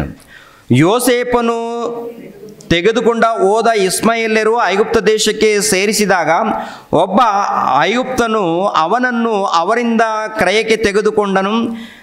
ಇವನು ಯಾರೆಂದರೆ ಫರೋಹನ ಉದ್ಯೋಗಸ್ಥನು, ಮೈಗಾವಲಿನವರ ದಳವಾಯಿಯೂ ಆಗಿದ್ದ ಪೋಟಿಫರನು. ಯೆಹೋವನು ಯೋಸೇಫನ ಸಂಗಡ ಇದ್ದದರಿಂದ ಅವನು ಏಳಿಗೆಯಾಗಿ ಐಗುಪ್ತನಾದ ತನ್ನ ದಣಿಯ ಮನೆಯೊಳಗೆ ಸೇವಕನಾದನು. ಯೆಹೋವನು ಯೋಸೇಫನ ಸಂಗಡವಿದ್ದು ಅವನು ಮಾಡುವ ಕೆಲಸವನ್ನೆಲ್ಲ ಸಫಲವಾಗುತ್ತಾವೆಂದು ಮಾತಾಡುತ್ತಾನೆಂದು ಅವನ ದಣಿಯು ತಿಳಿದು ಅವನ ಮೇಲೆ ದಯೆ ಇಟ್ಟು ಅವನನ್ನು ಸ್ವಂತ ಸೇವಕನಾಗಿ ನೇಮಿಸಿಕೊಂಡನು. ಇದಲ್ಲದೆ ಆ ದಣಿಯು ಅವನಿಗೆ ತನ್ನ ಮನೆಯಲ್ಲಿ ಪಾರುಪತ್ಯವನ್ನು ಕೊಟ್ಟು ತನ್ನ ಆಸ್ತಿಯನ್ನೆಲ್ಲ ಅವನ ವಶಕ್ಕೆ ಒಪ್ಪಿಸಿದನು. ಅಂದರೆ ಒಬ್ಬ ದಣಿ, ಒಬ್ಬ ಐಶ್ವರ್ಯವಂತನು ಏನು ಮಾಡಿದ್ದಾನೆಂದರೆ ಯೋಸೇಫನಿಗೆ ಮನೆಯಲ್ಲಿ ಎಲ್ಲ ಅಧಿಕಾರ, ಆಸ್ತಿ ಪಾಸ್ತಿ ಎಷ್ಟಿದೆಯೋ ಎಲ್ಲ ವ್ಯವಸ್ಥೆಯನ್ನು ಯೋಸೇಫನಿಗೆ ಒಪ್ಪಿಸ್ತಾನೆ. ಒಪ್ಪಿಸ್ಬೇಕಾದ್ರೆ ಆ ವ್ಯಕ್ತಿ ಇದ್ದಾನಲ್ಲ, ದೇವರನ್ನ ನಂಬಿರುವಂಥ ವ್ಯಕ್ತಿ, ಯಾವ ತಪ್ಪು ಮಾಡದಂಥ ವ್ಯಕ್ತಿ, ನಿಜವಾಗ್ಲೂ ದೇವರನ್ನ ನಂಬಿರುವಂಥ ವ್ಯಕ್ತಿಗಳಿರ್ತಾರೆ ನೋಡಿ, ಮನೆಯಲ್ಲಿ ಇನ್ನೊಬ್ಬರಿಗೆ ಹಾನಿಯಾಗಲ್ಲ, ಇನ್ನೊಬ್ಬರಿಗೆ ಮೋಸ ಆಗಲ್ಲ ರೀ. ಇನ್ನೊಬ್ರಿಗೆ ಏನಾಗಲ್ಲ ಹೇಳಿ, ಮೋಸ ನಡೆಯಲ್ಲ. ಆಸ್ತಿ ವಿಷಯದಲ್ಲಿ ಮೋಸ ನಡೆಯಲ್ಲ, ಅಂತಸ್ತು ವಿಷಯದಲ್ಲಿ ಮೋಸ ನಡೆಯಲ್ಲ, ಯಾವ ವಿಷಯದಲ್ಲಿ ಕೂಡ ಮೋಸ ನಡೆಯಲ್ಲ. ಏನ್ರಿ? ಯಾರ ಮೂಲಕ? ನಿಜವಾದ ಭಕ್ತರ ಮೂಲಕ. ಇಲ್ಲಿ ಯೋಸೇಫನ್ನು ನೋಡಿದ್ರೆ ಅರ್ಥ ಆಗುತ್ತೆ. ಆ ನಿಜವಾದ ಭಕ್ತರಾಗಿ ನಾವು ಕಾಣಬೇಕು, ದೇವರು ಮೆಚ್ಚುವಂಥ ಭಕ್ತರಾಗಿ ಕಾಣಬೇಕು. ಯವ್ವನ ಕಾಲದಲ್ಲಿ ಇದ್ದಂಥ ಆತನು ಏನ್ರಿ ಎಲ್ಲ ರೀತಿಯಲ್ಲಿ ನಂಬಿಕೆಯಲ್ಲಿದ್ದಾನೆ. ಕೊನೆಯದಾಗಿ ಆ ಪೋಟಿಫರನ ಹೆಂಡತಿ ಈ ಯೋಸೇಫನ ಮೇಲೆ ಆಸೆ ಪಡ್ತಾಳೆ. ಒಟ್ಟಿನಲ್ಲಿ ಆ ಯೋಸೇಫನನ್ನು ಹೇಗಾದರೂ ಮಾಡಿ ನಾನು ಅನುಭವಿಸ್ಬೇಕು ಎಂಬುವಂಥ ಕೋರಿಕೆ, ಹೇಗಾದರೂ ಮಾಡಿ ಅನುಭವಿಸ್ಬೇಕು ಅಂತ. ಒಟ್ಟಿನಲ್ಲಿ ಒಂದು ದಿನ ಪ್ರಯತ್ನ ಮಾಡ್ತಾರೆ, ಪ್ರತಿನಿತ್ಯ ಪ್ರಯತ್ನ ಮಾಡ್ತಾ ಇದ್ದಾಳೆ, ಹೇಗಾದರೂ ಮಾಡಿ ಈ ಮನುಷ್ಯನನ್ನು ಅನುಭವಿಸ್ಬೇಕು ಅಂತ. ಒಂದು ದಿನ ತಡ್ಕೊಳ್ಳದೆ ಯೋಸೇಫನನ್ನು ಇಟ್ಕೊಳ್ಳೋಕೆ ಹೋದಾಗ ತಪ್ಪಿಸ್ಕೊಳ್ತೇನೆ. ಅಮ್ಮ, ನಮ್ಮ ಯಜಮಾನ ಪೋಟಿಫರನ್ ಎಲ್ಲ ಅಧಿಕಾರ ಕೊಟ್ಟಿದ್ದಾನೆ, ನಿಮ್ಮ ಮೇಲೆ ನನಗೆ ಯಾವ ಅಧಿಕಾರ ಇಲ್ಲ, ನಾನು ಮಾಡಲ್ಲ, ನಾನು ದೇವರಿಗೆ ಭಯಪಡುವಂಥ ವ್ಯಕ್ತಿ. ಯಾರಿಗೆ ಭಯಪಡುವಂಥ ವ್ಯಕ್ತಿ ಅಂತ ಹೇಳ್ತಾನೆ? ನಾನು ದೇವರಿಗೆ ಭಯಪಡುವಂಥ ವ್ಯಕ್ತಿ. ದೇವರಿಗೆ ಭಯಪಡುವಂಥ ವ್ಯಕ್ತಿ ಈ ಅವಕಾಶ ಬಂದಾಗ ತಪ್ಪು ಮಾಡಲ್ವಾ? ಏನ್ರಿ ಪ್ರಿಯರ ದೇವ್ರ ಮಕ್ಕಳಿಗೆ, ಈಗಿನ ಕಾಲದಲ್ಲಿ ಯವ್ವನ ಕಾಲದಲ್ಲಿ ಇದ್ದಂಥ ಎಂಥ ದೊಡ್ಡ ದೊಡ್ಡ ಭಕ್ತರಾದರೂ ಕೂಡ ಒಂದು ಹುಡುಗಿ ಮೇಲೆ ಬಿದ್ದಾಗ ದಾರಿ ತಪ್ಪುತ್ತಾನೆ ಪ್ರಿಯರೇ. ಆದರೆ ಒಬ್ಬ ಪೋಟಿಫರನ ಹೆಂಡತಿ ಬಂದು ಮೇಲೆ ಬಿದ್ದಾಗ ನನ್ನ ಕೋರಿಕೆ ತೀರಿಸು ಬಾ ಅಂತ ಕೇಳಿಕೊಂಡಾಗ, ಅಮ್ಮ ಅದು ತಪ್ಪು ಅಂತೇಳಿ, ಯಾಕೆಂದರೆ ನಾನು ದೇವರಿಗೆ ಭಯಪಡುವನಮ್ಮ, ನಾನು ದೇವರಿಗೆ ಭಯಪಡೋನು, ನಾನು ಮಾಡಲ್ಲ, ನಾನು ತಪ್ಪು ಮಾಡಲ್ಲ ಅಂತೇಳಿ ಹೊರಟೋಗ್ತಾನೆ ಪ್ರಿಯರೇ, ಹೊರಟೋಗ್ತಾನೆ. ಅಂದರೆ ಯವ್ವನ ಕಾಲದಲ್ಲಿದ್ದಂಥ ಮನುಷ್ಯನಿಗೆ ಅದು ಸಾಧ್ಯವಾಗಿದೆಯಾ? ಸಾಧ್ಯ ಆಗಿದೆ? ಈ ಪ್ರಪಂಚ ದೇಶದಲ್ಲಿ ಅಂಥ ಅವಕಾಶ ಬಂದಾಗ ಯಾರಾದರೂ ಬೇಡ ಅಂತಾರ? ಬೇಡ ಅಂದವನು ದೂರ ಮಾಡಿಕೊಂಡನು ಶ್ರೇಷ್ಠನೂ ಆಗ್ತಾನೆ ಪ್ರಿಯರೇ, ಮಹಾತ್ಮನೂ ಆಗ್ತಾನೆ. ಇವೆಲ್ಲ ಕೇಳೋದಕ್ಕೆ ಮಾತ್ರ ಚೆನ್ನಾಗಿರುತ್ತೆ ರೀ ಬ್ರದರ್, ನೀವೆಲ್ಲ ಏನು ಹೇಳ್ತೀರಾ? ಇರೋ ವಿಷಯ ಹೇಳ್ತೀನಿ. ಆಗುತ್ತಾ? ಖಂಡಿತವಾಗಿ ಆಗುತ್ತೆ. ಅದನ್ನು ಜಯಿಸಿದಾಗ ನಿಜವಾದ ಭಕ್ತನಾಗ್ತಾನೆ. ಇವು ನೋಡಿ ಪ್ರಿಯರ ದೇವ್ರ ಮಕ್ಕಳಿರ, ಎಲ್ಲರ ಕೈಗಳಲ್ಲಿ ಏನಿದೆ ಅಂತ ನೋಡುವಾಗ ಮೊಬೈಲ್ಗಳಿದೆ. ಇವಾಗ ಮೊಬೈಲ್ಗಳಲ್ಲಿ ಎಷ್ಟು ಪಾಪ ಮಾಡಿದ್ದೀವಿ ಪ್ರಿಯರೇ. ಕೈಯಲ್ಲಿ ಮೊಬೈಲ್ ಹೊರಗಡೆ ನೋಡುವಾಗ ಸ್ತ್ರೀ ಪುರುಷರು ಏನ್ರಿ ಯಾರು ಕಡಿಮೆ ಇಲ್ಲ. ಇವಾಗ ಯವ್ವನ ಕಾಲದಲ್ಲಿ ಯಾರು ಕಡಿಮೆ ಇಲ್ಲ. ಇದು ಎಲ್ಲರಿಗೂ ಸಂಬಂಧಪಟ್ಟದ್ದು, ಪುರುಷರಿಗೆ ಮಾತ್ರ ಅಲ್ಲಮ್ಮ, ಸ್ತ್ರೀಯರಿಗೂ ಸಂಬಂಧಪಟ್ಟದ್ದು, ಯುವಕರಿಗೂ ಸಂಬಂಧಪಟ್ಟದ್ದು. ಇಬ್ಬರು ಒಂದೇ ದೇವರ ದೃಷ್ಟಿಯಲ್ಲಿ. ಇಬ್ಬರು ದೇವ್ರಿಗೆ ಬೇಕು, ಸ್ತ್ರೀಯರು ಬೇಕು, ಪುರುಷರು ಬೇಕು. ಇಬ್ಬರು ಬೇಕಾ? ಇಬ್ಬರು ಸೇರಿ ದೇವರ ರಾಜ್ಯವನ್ನು ಕಟ್ಟಬೇಕಮ್ಮ. ಸ್ತ್ರೀ ಪುರುಷರು ಸೇರಿ, ಗಂಡ ಹೆಂಡತಿ ಸೇರಿ, ಅಣ್ಣ ತಂಗಿ ಸೇರಿ, ಅಕ್ಕ ತಮ್ಮ ಸೇರಿ, ಇಲ್ಲ ಅಕ್ಕ ತಂಗಿ ಸೇರಿ, ಅಣ್ಣ ತಮ್ಮ ಸೇರಿ ಟೋಟಲ್ ಯುವಕರು ಎಲ್ಲರೂ ಕೂಡ ಒಗ್ಗಟ್ಟಾಗಿ ಒಂದಾಗಿ ಅಣ್ಣ ತಮ್ಮಂದಿರೇನು ಅಕ್ಕ ತಂಗಿಯರೆಂಬ ಭಾವನೆಯಿಂದ ಹೋಗಬೇಕು. ಒಂದು ವೇಳೆ ಆಸೆ ಇದ್ದರೆ ಗಂಡ ಹೆಂಡತಿ ಅಲ್ಲಿ ಬಿಟ್ಟರೆ ಬೇರೆ ಹೋದರೆ ದೇವರ ಕೈಯಲ್ಲಿ ಸಿಕ್ಕಾಕೊಳ್ತೀವಿ ನಾವು. ಯಾರ ಕೈಯಲ್ಲಿ ಸಿಕ್ಕಾಕೊಳ್ತೀವಿ? ದೇವರ ಕೈಯಲ್ಲಿ. ಯೇಸುಪ್ರಭು ಹೇಳಿದಾರಲ್ಲ, ಒಂದು ಸ್ತ್ರೀಯನ್ನು ವ್ಯಾಮೋಹದಿಂದ ನೋಡಿದ್ಯಾ, ಅಲ್ಲಿ ನೀನು ಬುಕ್ ಆಗ್ತೀಯ. ಬುಕ್ ಆಗ್ತಾ ಇದೆಯಾ ಅಂತ ಅರ್ಥ. ಬುಕ್ ಅಂದರೆ ನಿನ್ನ ಇತಿಹಾಸ ಎಲ್ಲಿಗೆ ಹೋಗುತ್ತೆ? ದೇವರ ಗ್ರಂಥದಲ್ಲಿ ಬರೆಯಲ್ಪಡುತ್ತೆ. ಅಂದರೆ ಎಲ್ಲೆಲ್ಲಿ ನೀನು ತಪ್ಪು ಮಾಡಿದೆ, ಏನೇನು ಮಾಡಿದೆ ಅಂತ ಬರ್ಕೊಳ್ತಿದ್ದೆಲ್ಲ ನಿಜನ ಸುಳ್ಳು ಅಂದರೆ ನಿಜ ಪ್ರಿಯ. ಯಾಕೆಂದರೆ ಯೇಸುಪ್ರಭು ಹೇಳಿದ್ದು ಯಾವ ಕಥೆಗಳಲ್ಲ. ನೀನು ಯಾವಾಗ ಹೃದಯದಲ್ಲಿ ಯೋಚನೆ ಮಾಡಿದೆಯಾ? ಯೋಚನೆ ಮಾಡಿದೆ ಅಂದರೆ ಮೊಬೈಲ್ ಇಟ್ಕೊಂಡು ಎಷ್ಟು ಸಾರಿ ಯೋಚನೆ ಮಾಡಿದೆಯಪ್ಪ ಯುವಕ? ಮೊಬೈಲ್ ಇಟ್ಕೊಂಡು ಎಷ್ಟು ಸಾರಿ? ಹೊರಗಡೆ ನೋಡಿ ಎಷ್ಟು ಸಾರಿ? ಏನ್ರಿ ಪ್ರಪಂಚ ದೇಶದಲ್ಲಿ ಹುಡುಗರು ಹುಡುಗಿಯರು ಕೆಟ್ಟೋಗಿದ್ದಾರೆ ಪ್ರಿಯರೇ. ಯಾರು ಸರಿ ಇಲ್ಲ ಪ್ರಿಯರೇ. ಯಾರಿಗೆ ದುಃಖ ಆಗ್ತಾಯಿದೆ ಅಂತ ನೋಡುವಾಗ ತಂದೆ ಆದ ದೇವರಿಗೆ ದುಃಖ, ಬಾಧೆ. ಯಾಕೆ ಬಾಧೆ? ನಾನು ಇವರಿಗೆ ಜನ್ಮ ಕೊಟ್ಟಿದ್ದೀನಿ, ಆಕಾರವನ್ನು ಕೊಟ್ಟಿದ್ದೀನಿ, ನನ್ನ ಮಕ್ಕಳು ಕೆಟ್ಟೋಗಿದ್ದಾರೆ ಅಂತೇಳಿ ಬಾಧೆ ಪಡ್ತಾನೆ ಪ್ರಿಯರೇ. ಈ ದೇಹ ಯಾರು ಕೊಟ್ಟಿದ್ದು ಹೇಳಿ? ದೇವ್ರು ಕೊಟ್ಟದ್ದ, ನಾವು ಪಡ್ಕೊಂಡಿದ್ದ? ದೇವ್ರು ಕೊಟ್ಟಿದ್ದು. ದೇವ್ರು ಕೊಟ್ಟದ್ದರಿಂದ ನಮ್ಗೆ ಬಂದಿದೆಯಾ ಅಥವಾ ನಮ್ಮ ಸ್ವಂತ ಆಲೋಚನೆಯಿಂದ ಬಂದಿದೆಯಾ ಅಮ್ಮ? ದೇವ್ರು ಕೊಟ್ಟಿದ್ದರಿಂದ ನಿಮಗೆ ಆಕಾರ ಬಂದಿದೆಯಾ? ಸ್ವಂತ ಇಚ್ಛೆದಿಂದ ಬಂದಿದೆಯಾ? ಯಾಕೆ ಕೊಟ್ಟಿದ್ದಾರೆ? ಈ ಲೋಕದಲ್ಲಿ ಹೊಟ್ಟೆ ತುಂಬ ಊಟ ಮಾಡಿ ಒಳ್ಳೆ ವಸ್ತ್ರಗಳನ್ನು ಧರಿಸ್ಕೊಳ್ಳಿ, ಯೌವನ ಕಾಲ ಬಂದಾಗ ಮದುವೆ ಮಾಡಿಕೊಂಡು ಮಕ್ಕಳನ್ನು ಪಡೀರಿ, ನನ್ನ ಕೆಲಸದಲ್ಲಿ ಇರಿ ಅಂತ ಹೇಳಿದ್ರೆ. ನಿಮ್ಮ ಕೆಲಸ, ನಿಮ್ಮ ಹೊಟ್ಟೆಗೋಸ್ಕರ ಕೆಲಸ ಮಾಡ್ಕೊಳ್ಳಿ. ಪ್ರಾಮುಖ್ಯ ಕೆಲಸ ನನ್ನ ಕೆಲಸ ಅಂತ ಹೇಳ್ತಾರೆ. ನಿಮ್ಮ ಹೊಟ್ಟೆಗೋಸ್ಕರ ಕೆಲಸ ಮಾಡಿಕೊಳ್ಳಿ. ನಿಮ್ಮ ಹೊಟ್ಟೆಗೋಸ್ಕರನೇ ಕೈ ಕಾಲುಗಳನ್ನು ಕೊಟ್ಟಿದ್ದೀನಿ, ಶಕ್ತಿ ಕೊಟ್ಟಿದ್ದೀನಿ, ಜ್ಞಾನ ಕೊಟ್ಟಿದ್ದೀನಿ. ಯಾಕೆ? ನೀವು ಚೆನ್ನಾಗಿ ಕೆಲಸ ಮಾಡಿಕೊಂಡು ದುಡಿದು ಹೊಟ್ಟೆ ತುಂಬ ತಿಂದು ಆನಂತರ ನನ್ನ ಕೆಲಸದಲ್ಲಿರಬೇಕಲ್ಲ, ನನ್ನ ಕೆಲಸದಲ್ಲಿ. ಅದಕ್ಕೆ ಪೌಲನು ಹೇಳ್ತಾನೆ, ನಾನು ತಿಂದರು ನಾನು ಜೀವಿಸಿದ್ರು ಬದುಕಿದ್ರು ದೇವ್ರಿಗೋಸ್ಕರನೇ ಇದ್ದೀನಿ. ನಾನು ಊಟ ಮಾಡ್ತಾ ಇದ್ದೀನಿ ಅಂದರೆ ದೇವ್ರಿಗೋಸ್ಕರ, ನಾನು ಹೆಜ್ಜೆ ಆಗ್ತಾ ಇದ್ದೀನಿ ಅಂದರೆ ದೇವ್ರಿಗೋಸ್ಕರ. ಯೌವನ ಕಾಲದಲ್ಲಿದ್ದಂಥ ಆತನು ಹೇಳಿದ್ದಾನೆ. ಮತ್ತು ಯೌವನ ಕಾಲದಲ್ಲಿದ್ದಂಥ ನಾವೆಲ್ಲರೂ ಏನು ಮಾಡ್ತಾ ಇದ್ದೀವಿ? ಯೌವನ ಕಾಲದಲ್ಲಿದ್ದಂಥ ನಾವೆಲ್ಲರೂ ಏನು ಮಾಡ್ತಾ ಇದ್ದೀವಿ? ಯಾರ ಕೆಲಸದಲ್ಲಿದ್ದೀವಿ? ಯಾವ ಹೊರೆಯನ್ನು ಹೊತ್ತಿದ್ದೀವಿ? ದೇವರ ಹೊರೆ ಹೊತ್ತಿದ್ದೀವಾ? ದೇವರ ಭಾರ ಹೊತ್ತಿದ್ದೀವಾ? ಅಥವಾ ಪಾಪದ ಭಾರವನ್ನು ಹೊತ್ತಿದ್ದೀವಾ? ಒಂದು ಸಾರಿ ನಿಮ್ಮ ಹೃದಯಗಳನ್ನು ನೀವೇ ಪರಿಶೋಧನೆ ಮಾಡಿಕೊಳ್ಳಿ ಪ್ರಿಯರೇ. ಏನು ಹೊತ್ತಿದ್ದೀವಿ? ಯಾಕೆಂದರೆ ಪ್ರಿಯರೇ, ನಾವೆಲ್ಲರೂ ಕೂಡ ದೇವರ ರಾಜ್ಯವನ್ನು ಪಡಿಬೇಕು, ಪರಲೋಕವನ್ನು ಪಡಿಬೇಕು. ಪರಲೋಕವನ್ನು ಪಡಿಬೇಕಾದರೆ ಈ ಲೋಕದಲ್ಲಿ ಏನು ಮಾಡ್ತಾ ಇದ್ದೀವಿ ಅನ್ನೋದನ್ನು ಬೇಕು ಲಿಸ್ಟು. ಆ ಲಿಸ್ಟ್ ನಾವು ಕೇಳಿದ್ರು ಕೇಳದೆ ಇದ್ದರೂ ಯಾರ ಬಳಿಯಲ್ಲಿದೆ? ಯಾರ ಬಳಿಯಲ್ಲಿದೆ? ದೇವರ ಬಳಿಯಲ್ಲಿದೆ. ಹೌದಂತೀರಾ ಅಲ್ವಂತೀರಾ? ಯಾರ ಬಳಿಯಲ್ಲಿದೆ ಪ್ರಿಯರೇ? ದೇವರ ಬಳಿಯಲ್ಲಿ ಇದೆ. ದೇವರ ಬಳಿಯಲ್ಲಿದ್ದು ಎಲ್ಲ ಹೃದಯದಲ್ಲಿ ಏನು ನಡೀತದೆ ಎಲ್ಲವನ್ನು ನೋಡ್ತಾ ಇದ್ದಾರೆ. ಅದಕ್ಕೆ ಪ್ರವಾದಿಯಾಗಿರುವಂಥ ಯೆರೆಮೀಯನ ಮೂಲಕ ಒಂದು ಮಾತನ್ನು ಬರೆಸ್ತಾರೆ. ಯೆರೆಮೀಯನ ಗ್ರಂಥ 17ನೇ ಅಧ್ಯಾಯ 9ನೇ ವಚನವನ್ನು ನೋಡಿ. ಯೆರೆಮೀಯನ ಗ್ರಂಥ 17ನೇ ಅಧ್ಯಾಯ. ಹೃದಯವು ಎಲ್ಲದಕ್ಕಿಂತ ವಂಚಕ, ಗುಣವಾಗದ ರೋಗಕ್ಕೆ ಒಳಗಾಗಿದೆ. ಯಾವುದು ವಂಚಕಂತೆ? ರೋಗನ ಅಥವಾ ಹೃದಯನ?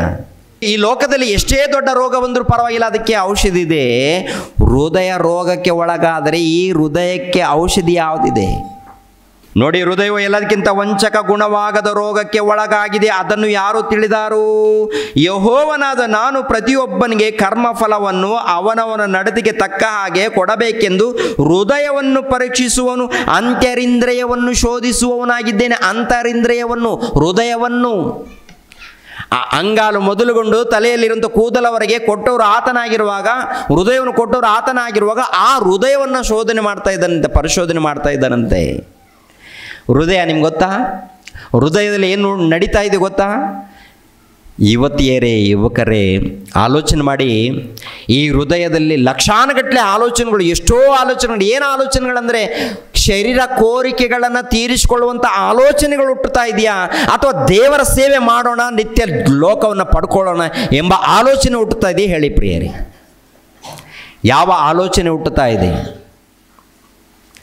ಸೈತಾನ ಹೇಳ್ತಾನೆ, ಮಗನೇ ದೇವ್ರಂತ ಯಾಕಂತೀಯಪ್ಪ? ಅದೆಲ್ಲ ಅವ್ರು ನೋಡ್ಕೊಳ್ತಾರೆ, ಹೋಗು, ಅವರೆಲ್ಲ ನೋಡ್ಕೊಳ್ತಾರೆ. ನಮ್ಮ ಸ್ನೇಹಿತರು ಇರ್ತಾರಲ್ವ, ಒಬ್ಬನಂದನೆ ಪ್ರಾರ್ಥನೆಗೆ ಹೋಗೋಣ ಕಣೋ ಅಂತ. ಯಾಕೆ ಹೋಗ್ತೀಯ? ಬಾರೋ ಹೊರಗಡೆ ಹೋಗೋಣ, ಹೊಸ ಸಿನಿಮಾ ಬಂದಿದೆ ಕಣೋ, ಅಲ್ಲಿಗೆ ಹೋಗೋಣ, ಇಲ್ಲಿಗೆ ಹೋಗೋಣ, ಇಲ್ಲೇ ಮೊಬೈಲಲ್ಲಿ ನೋಡೋಣ ಬಾರೋ. ಅಲ್ಲಪ್ಪ ಅಲ್ಲಿ ಪ್ರಾರ್ಥನೆ ಇದೆಯಪ್ಪ. ಪ್ರಾರ್ಥನೆ ಯಾವಾಗಲೂ ಇರುತ್ತೆ, ಬಾರೋ ಕಣೋ, ನಾಳೆ ಮಾಡಿದ್ರೆ ಆಯಿತು. ತಪ್ಪಿಸ್ಕೊಳ್ತೀವ? ದೇವ್ರ ಸೇವಕರು ಕರಿತಾ ಇದ್ದಾರೆ, ಗಂಟೆ ಹೊಡಿತಾ ಇದ್ದಾರೆ, ಟೈಮ್ ಆಗಿದೆ, ಕರಿತಾ ಇದ್ದಾರೆ. ಎಲ್ಲರೂ ಪರವಾಗಿಲ್ಲ, ನೋಡ್ಕೊಂಡು ಕೂತ್ಕೊಂಡು ಮನೇಲಿ ಕೂತ್ಕೊಂಡ್ರೆ ಇದು ಬಿಡೋದೇ ಇಲ್ಲ. ಎಷ್ಟು ಗಂಟೆಮ್ಮ? ಮೊಬೈಲ್ ಇಟ್ಕೊಂಡ್ರೆ ಎಲ್ಲೆಲ್ಲಿ ಹೋಗ್ತಾ ಇದ್ದೀರಾ? ಎಲ್ಲೆಲ್ಲಿ ಪ್ರಯಾಣ? ಮೊಬೈಲ್ ಇಟ್ಕೊಂಡವ್ರ ಪ್ರಯಾಣ ಎಲ್ಲೆಲ್ಲಿಗೆ ಹೋಗುತ್ತೆ? ಮೊಟ್ಟ ಮೊದಲು ಈ ಪ್ರಯಾಣ ಈ ಮೊಬೈಲ್ ಬಂದ ಮೇಲೆ ಮೊದಲನೇದಾಗಿ ವಾಟ್ಸಪ್ ಓಪನ್ ಮಾಡ್ತಾನೆ. ನೋಡಿ ಸಾಕಾದ ಮೇಲೆ ಆಮೇಲೆ ಎಲ್ಲಿಗೆ ಹೋಗ್ತಾನಪ್ಪ ಇವನು? ಎಲ್ಲಿಗೆ ಹೋಗ್ತಾನೆ? ಇನ್ಸ್ಟಾಗ್ರಾಮ್ಗೆ ಹೋಗ್ತಾನೆ. ಆಮೇಲೆ ಅದು ಮುಗೀತು, ಫೇಸ್ಬುಕ್ ಹೋಗ್ತಾನೆ. ಇದು ಹುಡುಕಿ ನೋಡಿ ಸಾಕಾಯ್ತು. ಮತ್ತೆ ಎಲ್ಲಿಗೆ ಹೋಗ್ತಾನಪ್ಪ? ಮತ್ತೆ ಯೂಟ್ಯೂಬ್ಗೆ ಹೋಗ್ತಾನೆ. ಯೂಟ್ಯೂಬ್ಗೆ ಹೋದ್ಮೇಲೆ ಮತ್ತೇನಾದರೂ ಸಾಕಾಯ್ತಪ್ಪ ದೇವರು ಪ್ರಾರ್ಥನೆ ಅಂದ್ಕೊಳ್ತಾನೆ. ಇಲ್ಲ, ಮತ್ತೆ ಸ್ಟಾರ್ಟ್. ಎಲ್ಲಿಗೆ? ಮತ್ತೆ ವಾಟ್ಸಪ್ಗೆ ಬರ್ತಾನೆ. ಇನ್ಸ್ಟಾಗ್ರಾಮ್ಗೆ ಹೋಗ್ತಾನೆ, ಆನಂತರ ಫೇಸ್ಬುಕ್ಗೆ ಹೋಗ್ತಾನೆ. ಎಲ್ಲ ಏನ್ರಿ ಸೋಷಿಯಲ್ ಮೀಡಿಯಾಗಳು ಎಷ್ಟಿದೆ ಎಲ್ಲ ರೌಂಡ್ ಹಾಕಿ ಆ ಕಣ್ಣೆಲ್ಲ ಕೂಡ ಹೋಗ್ತಾ ಇರುತ್ತೆ, ಎಲ್ಲ ಸುಸ್ತಾಗ್ತಾ ಇರುತ್ತೆ. ಸುಸ್ತಾಗಿ ಅವಾಗೇನು ಮಾಡ್ತಾನೆ? ಸುಸ್ತಾಗಿ ನಿನ್ನಷ್ಟಕ್ಕೆ ನೀನು ಮಲ್ಕೊಳ್ಳೋ ತನಕ ಅದನ್ನು ಬಿಡಲ್ಲ. ಇವಾಗ ದೇವರ ಹೆಚ್ಚ, ಬೈಬಲ್ ಹೆಚ್ಚ. ಇವಾಗ ಸೈತಾನ ಏನು ಬಿಟ್ಟಿದ್ದಾನೆ? ದೊಡ್ಡ ಬಾಣ ಕೊಟ್ಬಿಟ್ಟಿದ್ದಾನೆ. ಇವ್ರು ಏನು ಮಾಡಿದ್ದಾನೆ ಅಂದ್ರೆ ದೊಡ್ಡದು ಬಿಟ್ಟಿದ್ದಾನೆ. ಪ್ರಪಂಚದಲ್ಲಿ ಇನ್ನೂ ಬರ್ತಾ ಇನ್ನೂ ದೊಡ್ಡದಾಗಿ ನಡೆಯುತ್ತೆ ವಿನಃ ಕಡಿಮೆ ಆಗಲ್ಲ ಸೋಷಲ್ ಮೀಡಿಯಾ. ಇವೆಲ್ಲ ಜಯಿಸ್ಬೇಕಂದ್ರೆ ಸುಲಭನ ಕಷ್ಟನ ನೋಡುವಾಗ ಬಹಳ ಕಷ್ಟ ಇದೆ. ಆದರೂ ಸುಲಭವಾದಂಥ ಮಾರ್ಗ ಕೊಟ್ಟಿದ್ದಾರೆ. ಏನಪ್ಪ ಅಂದರೆ ದೇವರ ಧ್ಯಾನದಲ್ಲಿ ಇರಬೇಕು. ಅದಕ್ಕೆ ಪ್ರತಿ ಸ್ಥಳದಲ್ಲಿ ದೇವರು ಎಲ್ಲ ಅವಕಾಶ ಕೊಟ್ಟಿದ್ದಾನೆ, ಚರ್ಚ್ಗಳನ್ನು ಕೊಟ್ಟಿದ್ದಾನೆ. ನನ್ನ ಮಕ್ಕಳನ್ನು ಕಾಪಾಡ್ಕೊಳ್ಬೇಕು ಎಂಬಂಥ ತಪರ ದೇವರಿಗೆ ಎಲ್ಲ ಕಡೆ ಸೇವಕರನ್ನ ನೇಮಿಸಿದ್ದಾರೆ. ಏನ್ರಿ, ಮತ್ತು ಡಿಸ್ಟಿಕ್ ಸೇವಕರು ಕೂಡ ಇದ್ದಾರಲ್ವ, ಅವ್ರು ನೋಡ್ಕೊಳ್ತಾರೆ. ಗ್ರಾಮಗಳಲ್ಲಿ ಸೇವಕರು, ನಮ್ಮ ಗ್ರಾಮದಲ್ಲಿ ರಾಜರತ್ನಯ್ಯನವರು ಇದ್ದಾರೆ. ಪ್ರತಿ ಗ್ರಾಮಗಳಲ್ಲಿ ಒಬ್ಬೊಬ್ಬರು ಸೇವಕರು ಇದ್ದಾರೆ. ಯಾಕೆ ಇದ್ದಾರೆ ಅಂದರೆ ಕಾಯೋದಿಕ್ಕೆ. ನಾವೇನು ಮಾಡ್ತೀವಿ? ಇಷ್ಟ ಬಂದಾಗ ಹೋಗ್ತಾ ಇರ್ತೀವಿ. ಆ ಕಡೆ ಹೋದರೆ ಯಾರು ನೊಂದುಕೊಳ್ತಾರೆ? ಸೇವಕರು ನೊಂದುಕೊಳ್ತಾರೆ, ದೇವ್ರು ನೊಂದುಕೊಳ್ತಾರೆ. ದೇವ್ರು ನೊಂದುಕೊಳ್ತಾರ, ಬಾಧೆ ಪಡ್ತಾರೆ, ಕಣ್ಣೀರು ಸುರಿಸ್ತಾರೆ. ದೇವ್ರು ಕಣ್ಣೀರು ಸುರಿಸ್ತಾರ? ಪ್ರಿಯರ ದೇವ್ರ ಮಕ್ಕಳು, ನಿಮ್ಗೆ ಅರ್ಥ ಆಗಬೇಕಾದ್ರೆ ಮಕ್ಕಳನ್ನು ಪಡೆದಿರ್ತೀರಲ್ಲ, ನಿಮ್ಮ ಮಕ್ಕಳು ನಿಮ್ಮ ಕಣ್ಣಿನ ಮುಂದೆ ಯೌವನ ಕಾಲ ಬಂದ ಮೇಲೆ ಅನೇಕರೇನು ಮನೆಯಲ್ಲೇ, ಇವಾಗ ಮನೆ ಇರುತ್ತಲ್ಲ, ಈ ಮನೆಯಲ್ಲಿ 4 ಹುಡುಗರು ಬಂದು ಮನೆಯಲ್ಲಿ ಕುಡಿದು ತಿಂದು ಆ ತಂದೆ ತಾಯಿಗಳ ಮುಂದೆನೇ ಅನೇಕ ತಪ್ಪುಗಳನ್ನು ಮಾಡ್ತಾಯಿದ್ರು, ಹೊಡೆದಾಡ್ಕೊಂಡು. ಅಂದರೆ ಇವ್ರು ಬಂದು ಅವ್ನಿಗೆ ಹೊಡೆಯೋದು, ಅವ್ನು ಬಂದು ಇವ್ರಿಗೆ ಹೊಡೆಯೋದು, ಆನಂತರ ಅವ್ರ ಮುಂದೆನೇ ವ್ಯಭಿಚಾರ, ಅವ್ರ ಮುಂದೆನೇ ಇಷ್ಟ ಬಂದಾಗ ಮಾತಾಡೋದು, ಜಗಳ ಆಡೋದು, ಹೊಲಸು ಮಾತಾಡೋದು, ಇವೆಲ್ಲ ಮಾಡ್ತಾಯಿದ್ರೆ ತಂದೆ ತಾಯಿಗಳು ನೆಮ್ಮದಿಯಿಂದ ಇರ್ತಾರ, ಬಾಧೆ ಪಡ್ತಾರೆ. ಇವಾಗ ದೇವರ ಕಣ್ಣಿನ ಮುಂದೆ ಎಲ್ಲ ನೋಡ್ತಾ ಇದ್ದಾರ. ದೇವರ ಕಣ್ಣಿನ ಮುಂದೆ ಎಲ್ಲ ನಡೆಯೋದು ಕಾಣ್ತಾ ಇದೆಯಾ ಇಲ್ವಾ? ಅಂದರೆ ಯುದ್ಧ ಮಾಡೋದು, ಗಲಾಟೆಗಳು ಮಾಡೋದು, ಹೊಡೆದಾಡ್ಕೊಳ್ಳೋದು, ಮಾನಭಂಗ ಮಾಡೋದು, ವ್ಯಭಿಚಾರ ಮಾಡೋದು, ಮೋಸ ಮಾಡೋದು, ದೋಚಿಕೊಳ್ಳೋದು, ಅನ್ಯಾಯ ಮಾಡೋದು, ದಬ್ಬಾಳಿಕೆ ಮಾಡೋದು ಎಲ್ಲ ಕೂಡ ದೇವರಿಗೆ ಕಾಣ್ತಾ ಇಲ್ವಾ? ಎಲ್ಲ ಕಾಣುವಾಗ ದೇವರ ಹೃದಯ ಹೇಗಾಗುತ್ತೆ ಪ್ರಿಯರೇ? ದೋಚಿಕೊಳ್ಳುವಂಥದ್ದು ಕಾಣ್ತಾ ಇದೆ, ಮಾನಭಂಗ ಮಾಡುವಂಥದ್ದು ಕಾಣ್ತಾ ಇದೆ, ದಬ್ಬಾಳಿಕೆ ಮಾಡುವಂಥದ್ದು ಕಾಣ್ತಾ ಇದೆ, ನರಹತ್ಯೆ ಮಾಡುವಂಥದ್ದು ಕಾಣ್ತಾ ಇದೆ, ಯುದ್ಧಗಳು ಮಾಡುವಂಥದ್ದು ಕಾಣ್ತಾ ಇದೆ, ಒಬ್ರಿಗೊಬ್ಬರು ಹೊಡೆದಾಡ್ಕೊಳ್ಳುವಂಥದ್ದು ಕಾಣ್ತಾ ಇದೆ. ಎಲ್ಲರನ್ನು ನೋಡ್ತಾ ಇದ್ದಾನೆ. ನೋಡಿದಂತಹ ತಂದೆಯಾದ ಪರಮಾತ್ಮನು ದೇವರು ಎಷ್ಟು ನೊಂದುಕೊಳ್ತಾ ಇದ್ದಾನೆ. ಆಕಾಶವೇ ಆಲಕಿಸು, ಭೂಮಂಡಲವೇ ಕೇಳು, ನಾನು ಮಕ್ಕಳನ್ನು ಪಡೆದಿದ್ದೀನಿ, ಸಾಕಿ ಸಲಹಿದ್ದೀನಿ, ಇವರು ದ್ರೋಹಿಗಳಾಗಿದ್ದಾರೆ ಅಂತ ಹೇಳ್ತಾರೆ. ಹೌದಂತೀರಿ ಅಲ್ವಂತೀರ? ದ್ರೋಹಿಗಳಾಗಿದ್ದಾರೆ. ಅಂದರೆ ಭೂಮಿಯ ಮೇಲೆ ತಂದೆ ತಾಯಿಗಳೇ ನೊಂದುಕೊಳ್ಳುವಾಗ ಆ ಪರಲೋಕದಲ್ಲಿದ್ದಂಥ ದೇವರು ನೊಂದುಕೊಳ್ಳಲ್ವಾ? ನೀನು ಕುಡಿದು ಹಾಳಾದರೂ ಕೂಡ ಮೊಟ್ಟ ಮೊದಲು ನೊಂದುಕೊಳ್ಳೋದು ನಿನ್ನ ಹೆಂಡತಿಯಲ್ಲ, ದೇವರು. ನೀನು ಕುಡಿದು ಹಾಳಾದರೆ ಮೊಟ್ಟ ಮೊದಲು ನಿನ್ನ ತಂದೆ ತಾಯಿಗಳೆಲ್ಲ ಪರಲೋಕದಲ್ಲಿದ್ದಂಥ ದೇವರು ನೊಂದುಕೊಳ್ತಾರೆ, ಬಾಧೆ ಪಡ್ತಾರೆ. ಆದ್ದರಿಂದ ಪ್ರಿಯರ ದೇವ್ರ ಮಕ್ಕಳಿರ ಪ್ರತಿಯೊಬ್ಬರು ಕೂಡ ಜಾಗೃತಿಯಾಗಿರಬೇಕು ಅಂತ ಹೇಳ್ತಾರೆ. ಎಫೆಸದವರಿಗೆ ಬರೆದ ಪತ್ರಿಕೆ 2ನೇ ಅಧ್ಯಾಯ 10ನೇ ವಚನವನ್ನು ನೋಡಿ ಪ್ರಿಯರು. 10ನೇ ವಚನವನ್ನು, ಎಫೆಸದವರಿಗೆ ಬರೆದ ಪತ್ರಿಕೆ 2ನೇ ಅಧ್ಯಾಯ 10ನೇ ವಚನವನ್ನು. ನಾವು ಆತನ ನಿರ್ಮಾಣ ಸತ್ಕಾರ್ಯಗಳನ್ನು ಮಾಡುವುದಕ್ಕಾಗಿಯೇ ಕ್ರೈಸ್ತ ಯೇಸುವಿನಲ್ಲಿ ಸೃಷ್ಟಿಸಲ್ಪಟ್ಟೆವು. ನಾವು ಸತ್ಕಾರ್ಯಗಳನ್ನು ನಡೆಸುವವರಾಗಿ ಬದುಕಬೇಕೆಂದು ದೇವರು ನಮ್ಮನ್ನು ನೇಮಿಸಿದನು. ಈ ಮಾತು ಯಾರಿಗೆ ಗೊತ್ತು? ಯೋಸೇಫನಿಗೆ ಗೊತ್ತು. ಆ ಯೋಸೇಫನನ್ನು ಹಿಡಿದು ಹಾಳು ಮಾಡೋದಕ್ಕೆ ಪ್ರಯತ್ನ ಮಾಡಿದಾಗ ಆ ಮನುಷ್ಯನು ಹೋಗ್ತಾನೆ, ನಾನು ದೇವರಿಗೆ ಭಯಪಡ್ತಾ ಇದ್ದೀನಿ, ದೇವರಿಗೆ ಭಯಪಡೋರು ನನಗೆ ಬೇಡ ಅಂತೇಳಿ ಹೊರಟೋಗ್ತಾನೆ. ಅದೇ ಪ್ರಕಾರ ಪ್ರತಿ ಯುವಕರು ಯುವತಿಯರನ್ನು ಮೋಸ ಮಾಡ್ತಾ ಇರ್ತಾರೆ. ಯುವತಿಯರೇ, ನಿಮ್ಮ ಜಾಗ್ರತೆ ನಿಮ್ಮದು. ಮೋಸ ಏನು ಗೊತ್ತಾ? ಮೋಸ ಹೇಗೆ ನಡೆಯುತ್ತೆ? ನೀನು ಇಲ್ಲದೆ ಹೋದರೆ ಏನಂತಾರೆ? ಎಂಥ ಮಾತು? ಹುಡುಗರು ಮಾತು. ನೀನು ಇಲ್ಲದೆ ಹೋದರೆ ನನಗೆ ಯಾರು ಬೇಕಾಗಿಲ್ಲ, ನೀನೇ ಸರ್ವಸ್ವ ಅಂತಾನೆ. ಒಂದು ಮಂತ್ರ ಇದು. ಏನು ಮಂತ್ರ ಇದು? ನಿಮ್ಮನ್ನು ಒಳಪಡಿಸ್ಕೊಳ್ಳೋದಕ್ಕೆ ಒಂದು ಮಂತ್ರ ಕಲ್ತಿದ್ದಾನೆ ಸೈತಾನ್. ಏನು ಬಿಟ್ಟಿದ್ದಾನೆ ಅಂದರೆ, ಸೈತಾನನು ಹೃದಯದಲ್ಲಿ ಸೇರಿಸಿಕೊಂಡು ನೀನೇ ನನಗೆ ಸರ್ವಸ್ವ ಅಂತೇಳಿ ಒಂದು ಗುಲಾಬಿ ಹೂವು ಕೊಟ್ಟು, ನೀನೇ ನನಗೆ ಸರ್ವಸ್ವ ಅಂತ ಹೇಳಿ, ನೀನಿಲ್ಲದೆ ನನಗೆ ಜೀವನ ಇಲ್ಲ. ತಂದೆ ತಾಯಿಗಳು ಏನಾಗಬೇಕಪ್ಪ ಮಗನೇ? ತಂದೆ ತಾಯಿಗಳು ಏನಾದರೂ ಪರವಾಗಿಲ್ಲ, ನೀನೇ ಸರ್ವಸ್ವ. ಟ್ರೈ ಮಾಡಿ ಆಮೇಲೆ ಸಿಗಲಿಲ್ಲ ಅಂದರೆ, ನೀನಿಲ್ಲದೆ ಹೋದರೆ ನಾನು ಸತ್ತೋಗ್ತೀನಿ ಅಂತೇಳಿ ಎಲ್ಲಿ ಹೋಗ್ತಾನೆ ಇವನು? ಅಪಾರ್ಟ್ಮೆಂಟ್ ಹತ್ತಿ, ಇಲ್ಲ ಬೆಟ್ಟದ ಮೇಲೆ ಹತ್ತಿ, ಅಲ್ಲಿಂದ ಬೀಳ್ತಿ. ನೋಡು ಇವಾಗ ಅಪ್ಪಿ ಬಿದ್ದೋಗಿ ಸತ್ತೋಗ್ತಾನೆ ಪ್ರಿಯರೇ. ಕೆಲವರು ಹಾಗೆ ಸತ್ತೋಗಿದ್ದಾರೆ. ಬೀಳ್ಬೇಕಂತ ಉದ್ದೇಶ ಅಲ್ಲ. ಉದ್ದೇಶ ಏನಂದರೆ ಭಯಪಡಿಸಿ ಒಳಪಡಿಸ್ಕೊಳ್ಳೋದಕ್ಕೆ ಉದ್ದೇಶ. ಮೇನ್ ಉದ್ದೇಶ ಏನು ಗೊತ್ತಾ? ಭಯಪಡಿಸಿ ಒಳಪಡಿಸ್ಕೊಳ್ಳೋದಕ್ಕೆ. ಸಾಯ್ಬೇಕಂತಲ್ಲ. ದಾರಿ ತಪ್ಪಿ ಸತ್ತೋಗ್ತಾನೆ. ಒಂದೇ ಒಂದು ಕ್ಷಣದಲ್ಲಿ ನರಕಕ್ಕೆ ಹೋಗ್ತಾನೆ. ಅವನು ಸತ್ತೋಗಿದ್ದು ನೋಡಿ, ಈ ಹುಡುಗಿ ಏನಾಗ್ತಾಳೆ? ಅಯ್ಯೋ ನನ್ನ ಪ್ರೀತಿ ಮಾಡಿ ಹುಡುಗ ಸತ್ತೋದಂತೇಳಿ ಈ ಹುಡುಗಿಗೂ ಕೂಡ ಏನೋ ವಿಷ ಕುಡಿದು ಸತ್ತೋಗ್ತಾಳೆ. ಎಲ್ಲಿಗೆ ಹೋಗ್ತಾರೆ? ಸೀದಾ ಬೆಂಕಿ ಕೊಂಡೋಗಿ ಹೋಗ್ತಾರೆ ಒಂದಿಷ್ಟು ಕ್ಷಣ. ಯಾಕೆ? ಅಲ್ಲ ಮಗಳೇ, ನಾನು ನಿನ್ನ ಕೊಟ್ಟಿದ್ದೇನು? ನನಗೋಸ್ಕರ ಬದುಕು ಅಂತ ಕೊಟ್ಟರೆ ಯಾವನೋ ನಿನಗೆ ಮಾಯ ಮಾಡಿದ್ರೆ ಅವನ ಮಾತು ಈಗ ಕೇಳ್ತೀಯಾ? ನಾನು ವಾಕ್ಯನ ಹೇಳಿದ್ದೀನಲ್ಲ, ನಿಮ್ಮ ಮಧ್ಯದಲ್ಲಿ ಸೇವಕರನ್ನ ಕಳಿಸಿದ್ದೀನಲ್ಲ, ನಿಮ್ಮ ಊರಲ್ಲಿ ಚರ್ಚೆಗಳನ್ನ ಕೊಟ್ಟಿದ್ದೀನಲ್ಲ, ಕೇಳಿಲ್ವಾ ನೀನು? ನನಗೋಸ್ಕರ ಹುಟ್ಟಿದ್ದೆ ಅಂತ ಕೇಳಿಲ್ವಾ ಅಮ್ಮ? ನಾನೇ ತಾನೇ ನಿನಗೆ ಜನ್ಮವನ್ನು ಕೊಟ್ಟಿದ್ದೀನಿ, ನಾನೇ ತಾನೇ ನಿಮಗೆ ಜೀವಿತವನ್ನು ಕೊಟ್ಟಿದ್ದೀನಿ. ಯಾವನೋ ಬಂದು ಏನೋ ಮಾತಾಡಿದ್ರೆ ಹೇಗಮ್ಮ ನೀನು ಮೋಸ ಹೋಗ್ತೀಯಾ? ಹೇಗಯ್ಯ ನೀನು ಮೋಸ ಹೋಗ್ತೀಯಾ? ಹುಡುಗರಿಗೂ ಹುಡುಗಿಯರಿಗೆ ಹೇಳುವಂಥದ್ದು ಏನಪ್ಪ ಅಂದರೆ, ತಂದೆ ತಾಯಿಗಳು ಯಾರನ್ನ ನೋಡಿರ್ತಾರೋ ಅವ್ರನ್ನ ನೋಡಿ ಮದುವೆ ಮಾಡ್ಕೊಳ್ಳಿ ಪ್ರಿಯರೇ. ಬೇರೆ ದಾರಿ ಹಿಡಿಬೇಡಿ, ಬೇರೆ ದಾರಿ ಬೇಡ. ಯಾಕಂದರೆ ತಂದೆ ತಾಯಿಗಳನ್ನು ನೋಯಿಸಿದರೆ ಅದು ಶಾಪ ಅಂಟ್ಕೊಳ್ಳುತ್ತೆ. ಶಾಪ ಅಂಟ್ಕೊಳ್ಳೋದು. ಪ್ರೀತಿ ಏನಿಲ್ಲ, ತಂದೆ ತಾಯಿಗಳು ಒಳ್ಳೆಯದರನ್ನೇ ನೋಡ್ತಾರೆ. ಇಲ್ಲಿಂದರೆ ಇನ್ನೊಂದು ಕಡೆ ನೋಡಿಕೊಟ್ರೆ ತಪ್ಪೇನಿಲ್ಲ, ಮತ್ತೊಂದು ಕಡೆ ನೋಡಿ ತಪ್ಪೇನಿಲ್ಲ. ಆದರೆ ದಾರಿ ತಪ್ಪಬಾರ್ದು. ನಮ್ಮ ಜೀವನದ ಮೂಲಕ, ನಮ್ಮ ಮೂಲಕ ದೇವರಿಗೆ ಮಹಿಮೆ ಉಂಟಾಗಬೇಕು, ದೇವರಿಗೆ ಸಂತೋಷ ಉಂಟಾಗಬೇಕು. ಸಂತೋಷ ಉಂಟಾಗಬೇಕಾದ್ರೆ ಈ ಬದುಕು ದೇವ್ರಿಗೆ ಒಪ್ಪಿಸ್ಬೇಕು. ಅದಕ್ಕೆ ನಮ್ಮ ದೇಹ ದೇವರಿಗೆ ಗರ್ಭಗುಡಿ ಅಂತ ಹೇಳ್ತಾರೆ. ಆ ದೇಹದ ಮೂಲಕ ದೇವರು ಮಹಿಮೆ ಹೊಂದಬೇಕು, ದೇವರು ಸಂತೋಷ ಪಡಬೇಕು. ಆ ಮಾತನ್ನು ನೋಡಿ ನಾನು ಮುಗಿಸ್ತೀನಿ.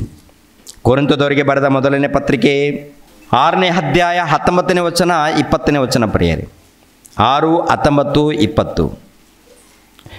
ದೇವರಿಂದ ದೊರಕಿ ನಿಮ್ಮೊಳಗೆ ನೆಲೆಗೊಂಡಿರುವ ಪವಿತ್ರಾತ್ಮನಿಗೆ ನಿಮ್ಮ ದೇಹವು ಗರ್ಭಗುಡಿಯಾಗಿದೆಂಬುದು ನಿಮಗೆ ತಿಳಿಯದು.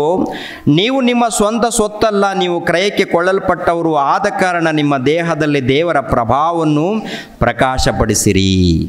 ದೇವರ ಪ್ರಭಾವವನ್ನು ಪ್ರಕಾಶಪಡಿಸಿರಿ. ದೇವರಿಂದ ದೊರಕಿ ನಿಮ್ಮೊಳಗೆ ನೆಲೆಗೊಂಡಿರುವ ಪವಿತ್ರಾತ್ಮನಿಗೆ ನಿಮ್ಮ ದೇಹವು ಗರ್ಭಗುಡಿಯಾಗಿದೆ. ನಿಮ್ಮ ದೇಹ ಯಾರಿಗೆ ಗರ್ಭಗುಡಿ? ಪವಿತ್ರಾತ್ಮನಿಗೆ ಗರ್ಭಗುಡಿ. ಇದೇನು ಯಾರಿಗೆ ಗುಡಿ? ಇದು ದೇವರ ಮಕ್ಕಳಾಗಿರುವಂಥ ನಾವೆಲ್ಲರೂ ಕೂಡುವಂಥ ಗುಡಿ, ನಾವೆಲ್ಲರೂ ಕೂಡುವಂಥ ಸಭೆ, ಚರ್ಚು. ನಿಜವಾದ ಮಂದಿರ ನಿಮ್ಮ ದೇಹ, ನಿಜವಾದ ಮಂದಿರ ನಿಮ್ಮ ಶರೀರ, ನಿಮ್ಮ ಹೃದಯ. ದೇವರು ಮೆಚ್ಚುವಂಥದ್ದು, ದೇವರು ಮೆಚ್ಚುವಂಥ ಮಂದಿರವಾಗಿರುವಂಥ ನಾವೆಲ್ಲರೂ ಬಂದು ಇಲ್ಲಿ ವಾಕ್ಯಗಳನ್ನು ಕಲಿಬೇಕು, ದೇವರನ್ನ ಘನಪಡಿಸಬೇಕು, ದೇವರನ್ನ ಮಹಿಮೆ ಪಡಿಸಬೇಕು, ದೇವರ ಕೆಲಸ ಮಾಡಬೇಕು. ಈ ದೇಹದ ಮೂಲಕ, ಹೃದಯದ ಮೂಲಕ ದೇವರು ಮಹಿಮೆ ಹೊಂದಬೇಕು. ದೇವರ ಪ್ರಕಾಶವನ್ನು, ದೇವರ ಪ್ರಭಾವವನ್ನು, ದೇವರ ಗುಣವನ್ನು ಪ್ರಕಾಶಪಡಿಸಬೇಕಂತ ಹೇಳ್ತಾರೆ. ಪ್ರಕಾಶಪಡಿಸ್ಬೇಕಂತ ಹೇಳ್ತಾರೆ. ಅದಕ್ಕೆ ಪೌಲನು ತಿಮೋತಿಗೆ ಹೇಳುವಂಥ ಮಾತು ನೋಡಿ. ತಿಮೋತಿಯನಿಗೆ ಬರೆದ 2ನೇ ಪತ್ರಿಕೆ, 2ನೇ ಅಧ್ಯಾಯ 22ನೇ ವಚನದಿಂದ, ನೀವು ಯೌವನದ ಇಚ್ಛೆಗಳಿಗೆ ದೂರವಾಗಿರಿ, ಯೌವನದ ಇಚ್ಛೆಗಳಿಗೆ ದೂರವಾಗಿರಿ, ನನ್ನ ಮಕ್ಕಳಿರ ಅಂತೇಳಿ ದೇವರು ಹೇಳುವಂಥ ಮಾತು ಪೌಲನ ಮೂಲಕ, ಅಪೋಸ್ತಲಾಗಿರುವಂಥ ಪೌಲನ ಮೂಲಕ.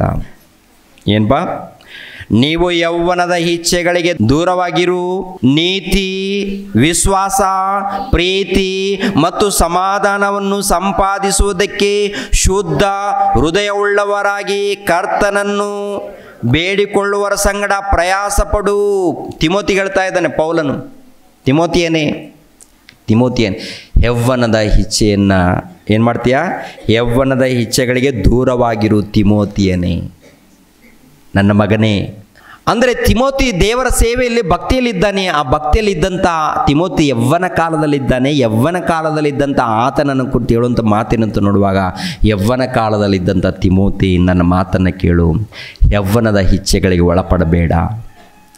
ಯೌವನ ಕಾಲದಲ್ಲಿ ದೇವರು ಮಹಿಮೆ ಹೊಂದಬೇಕು, ದೇವರ ಕೆಲಸ ನಡಿಬೇಕು, ಏಸಯ್ಯನ ಕೆಲಸ ನಡಿಬೇಕು, ಸುವಾರ್ತೆ ರಾಜ್ಯ ನಡಿಬೇಕು. ಸುವಾರ್ತೆ ರಾಜ್ಯದ ಭಾರ ಇದೆ. ಈ ಭಾರ ಅಭಿವೃದ್ಧಿ ಆಗಬೇಕಾದ್ರೆ ಈ ದೇವ್ರು ಕೊಟ್ಟಂಥ ಆರೋಗ್ಯ ದೇವ್ರಿಗೋಸ್ಕರ ಸಮರ್ಪಣೆ ಆಗಬೇಕು. ಸುವಾರ್ತೆ ನಡಿಬೇಕು. ಕೆಲಸ ಇದೆ, ಬಹಳ ಕೆಲಸ ಇದೆ. ಆ ಕೆಲಸ ನಡಿಬೇಕಾದರೆ ಇದಕ್ಕೆ ಒಳಪಡಬೇಡ. ಯೌವನದ ಇಚ್ಛೆಗಳಿಗೆ ಒಳಪಡಬೇಡ. ಯೌವನದ ಕೋರಿಕೆಗಳೇನು? ಲೋಕದ ಅನೇಕ ಆಸೆಗಳು ಹುಟ್ಟುತ್ತೆ. ಹಣದ ಆಸೆ, ಹೆಣ್ಣಿನ ಆಸೆ, ಹೆಣ್ಣಿಗೆ ಗಂಡಿನ ಆಸೆ ಹುಟ್ಟುತ್ತೆ. ಅದಕ್ಕೆಲ್ಲ ದೂರ ಆಗಬೇಕು. ನಿಮ್ಮಿಂದ ದೇವರ ಕೆಲಸ ನಡಿಬೇಕು. ದೇವರ ಕೆಲಸ ನಡಿಬೇಕಾದ್ರೆ ಏನು ನಡಿಬೇಕಂತ ಹೇಳ್ತಾರೆ ನೋಡಿ, ಕೆಳಗಡೆ ಮಾತು: ನೀತಿ, ವಿಶ್ವಾಸ, ಪ್ರೀತಿ ಮತ್ತು ಸಮಾಧಾನವನ್ನು ಸಂಪಾದಿಸುವುದಕ್ಕೆ ಶುದ್ಧ ಹೃದಯವುಳ್ಳವರಾಗಿ ಕರ್ತನನ್ನು ಬೇಡಿಕೊಳ್ಳುವರ ಸಂಗಡ ಪ್ರಯಾಸ ಪಡು. ಅಂದರೆ ಪ್ರೀತಿಯನ್ನು, ನೀತಿಯನ್ನು, ವಿಶ್ವಾಸವನ್ನು, ಪ್ರೀತಿಯನ್ನು ಮತ್ತು ಸಮಾಧಾನವನ್ನು ಸಂಪಾದನೆ ಮಾಡಿಕೊಳ್ಳೋದಕ್ಕೆ ಪ್ರಯಾಸ ಪಡು. ಸಂಪಾದನೆ, ನಿನ್ನ ಸಂಪಾದನೆ ಅಂದರೆ ದೇವ್ರು ನೋಡುವಂಥ ಸಂಪಾದನೆ ಏನು ಗೊತ್ತಾ? ಪ್ರೀತಿ ಇರಬೇಕು, ನಂಬಿಕೆ ಇರಬೇಕು, ವಿಶ್ವಾಸ ಇರಬೇಕು. ನಮ್ಮ ಸಂಪಾದನೆ ನೋಡ್ತೀವಿ, ಬೆಳ್ಳಿಯನ್ನು, ಬಂಗಾರವನ್ನು, ವಸ್ತುಗಳನ್ನು, ಇದನ್ನು ನೋಡ್ತೀವಿ. ಇದೆಲ್ಲ ಕೂಡ ಬಳ್ಕೊಂಡು ಹೋಗುತ್ತೆ. ಇರೋ ತನಕ ಇರಲಿ ಇದೆ ಅಂತ ಹೇಳಿ ಅದರ ಬಗ್ಗೆ ಚಿಂತೆ ಬೇಡ ರೀ. ಅದಿರುತ್ತಾ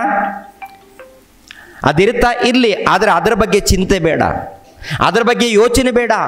ಅದೆಲ್ಲಿರುತ್ತೆ ಇರಲಿ. ಅದ್ರಿಗೂ ಏನಾದರೆ ಒಂದು ವೇಳೆ ದೇವರ ಸೇವೆಗೋಸ್ಕರ ಉಪಯೋಗ ಮಾಡಿದ್ರೆ ಪರಲೋಕದಲ್ಲಿ ಬಹಳ ಫಲ ಸಿಗುತ್ತೆ ಅಂತ ಹೇಳ್ತಾರೆ. ನಿನ್ನಲ್ಲಿರುವಂಥ ಆಸ್ತಿ ಪಾಸ್ತಿಯಿಂದ ದೇವರ ಸೇವೆ ಮಾಡಿದಾಗ, ದೇವರ ಸುವಾರ್ತೆ ಮಾಡಿದಾಗ, ನೀನಿರುವಂಥ ಪ್ರಾಂತದಲ್ಲಿ ದೇವರ ಮಹಾ ಜ್ಞಾನವನ್ನು ಸಾರಿದಾಗ, ತಿಳಿಸಿದಾಗ, ಅನೇಕರನ್ನ ಬದಲಾವಣೆ ಮಾಡೋದಕ್ಕೆ ನೀನು ಪ್ರಯಾಸ ಪಟ್ಟಾಗ ಪರಲೋಕದಲ್ಲಿ ನಿನಗೆ ಬಹಳ ಫಲ ಸಿಗುತ್ತೆ ಅಂತ ಹೇಳ್ತಾರೆ. ಆ ಪರಲೋಕದಲ್ಲಿ ನಿನಗೆ ಬಹಳ ಫಲ ಬೇಕು ಅಂದರೆ ಯೌವನ ಕಾಲದಲ್ಲಿ ಇದ್ದಂಥ ನೀನು ನೀತಿಯ ಪ್ರೀತಿಯನ್ನ, ಸಮಾಧಾನವನ್ನ, ಭಕ್ತಿಯನ್ನ ಸಂಪಾದನೆ ಮಾಡಿಕೊಳ್ಳೋದಕ್ಕೆ ಪ್ರಯಾಸ ಪಡು ತಿಮೋತಿಯನೇ ಅಂತ ಹೇಳ್ತಾರೆ. ಈ ದಿನ ನಿಮಗೆ ತಿಳಿಸುವಂಥ ಮಾತು ಇದು. ನನ್ನ ಮಾತಲ್ಲ, ನಾನು ನಿಂತ್ಕೊಂಡಿದ್ದೀನಿ, ದೇವರೇ ನೀವೇ ಮಾತಾಡಿ. ಈ ಕೆಲವು ವಚನಗಳನ್ನು ಇದೆ, ಆದರೆ ಈ ಮಾತುಗಳೆಲ್ಲ ಕೂಡ ದೇವ್ರು ಕೊಟ್ಟದ್ದು ನಿಮ್ಮನ್ನು ಬಲಪಡಿಸೋದಕ್ಕೆ, ಎಲ್ಲರಿಗೂ ಸಂಬಂಧಪಟ್ಟದ್ದು ಪ್ರಿಯರೇ. ನಾವು ಸಾಕ್ಷಾತ್ತು ದೇವರಿಗೆ ಮಕ್ಕಳಾಗಿರುವಾಗ ಆ ತಂದೆಯಾದ ದೇವರು ನಮ್ಮನ್ನು ಪ್ರೀತಿಸಿ ಹೇಳುವಂಥ ಮಾತು ಈ ಮಾತುಗಳು. ಏನ್ರಿ ಏನಾದರೂ ಕತೆ ಇದೆಯಾ? ಏನಾದರೂ ಕತೆ ಹೇಳಿದ್ದೀನಿ? ಇಲ್ಲ, ಕತೆ ಬೇಡ, ದೇವರ ಜ್ಞಾನ ಬೇಕು. ಆದ್ದರಿಂದ ಪ್ರಿಯರ ದೇವರ ಮಕ್ಕಳಿರ, ಆಲೋಚನೆ ಮಾಡಿ. 23, ಮೂಢರ ಬುದ್ಧಿ ಇಲ್ಲದ ವಿಚಾರಗಳು ಜಗಳಗಳಿಗೆ ಕಾರಣವಾಗಿವೆ ಎಂದು ತಿಳಿದು ಅವುಗಳ ಗೊಡವೆಗೆ ಹೋಗಬೇಡ. ಏನ್ರಿ ಏನಾಗುತ್ತೆ ಗೊತ್ತಾ? ಮೂಢರ ಬುದ್ಧಿ ಇಲ್ಲದ ವಿಚಾರಗಳು ಜಗಳಗಳಿಗೆ ಕಾರಣವಾಗಿದೆ. ಮೂಢರ ಬುದ್ಧಿ ಇಲ್ಲದ ವಿಚಾರಗಳು, ಬುದ್ಧಿ ಇಲ್ಲದ ವಿಚಾರ ಅಂದರೆ ಎಲ್ಲಿ ಜಗಳಗಳು ಬರ್ತಾ ಇದೆ ಅಂದರೆ ಅಲ್ಲಿ ಏನು? ಬುದ್ಧಿ ಇಲ್ಲದ ವಿಚಾರಗಳು. ಬುದ್ಧಿ ಇಲ್ಲದ ವಿಚಾರಗಳು ಮಾಡಿದಾಗ ಜಗಳಗಳು ಪ್ರಾರಂಭವಾಗುತ್ತೆ. ದೇವರ ಜ್ಞಾನದಿಂದ ಆಲೋಚನೆ ಮಾಡಿದಾಗ ಸಮಾಧಾನ ಇರುತ್ತೆ. ಸಮಾಧಾನ ಇದೆ ಅಂದರೆ ಅಲ್ಲಿ ದೇವರ ಪ್ರೀತಿ ಇರುತ್ತೆ. ಜಗಳಗಳಿದೆ ಅಂದರೆ ಸೈತಾನನು ನಮ್ಮ ಮಧ್ಯದಲ್ಲಿ ಎಂಟ್ರಿ ಆಗಿದ್ದೇನೆ ಅಂತ ಅರ್ಥ. ದೇವರಿಗೆ ಸ್ಥಾನ ಕೊಟ್ಟರೆ ಪ್ರೀತಿ, ಸಮಾಧಾನ, ಸಂತೋಷ ಇರುತ್ತೆ. ಸೈತಾನನಿಗೆ ಸ್ಥಾನ ಕೊಟ್ಟರೆ ಜಗಳ ಇರುತ್ತೆ, ದ್ವೇಷ ಇರುತ್ತೆ, ಹಾಗೆ ಇರುತ್ತೆ.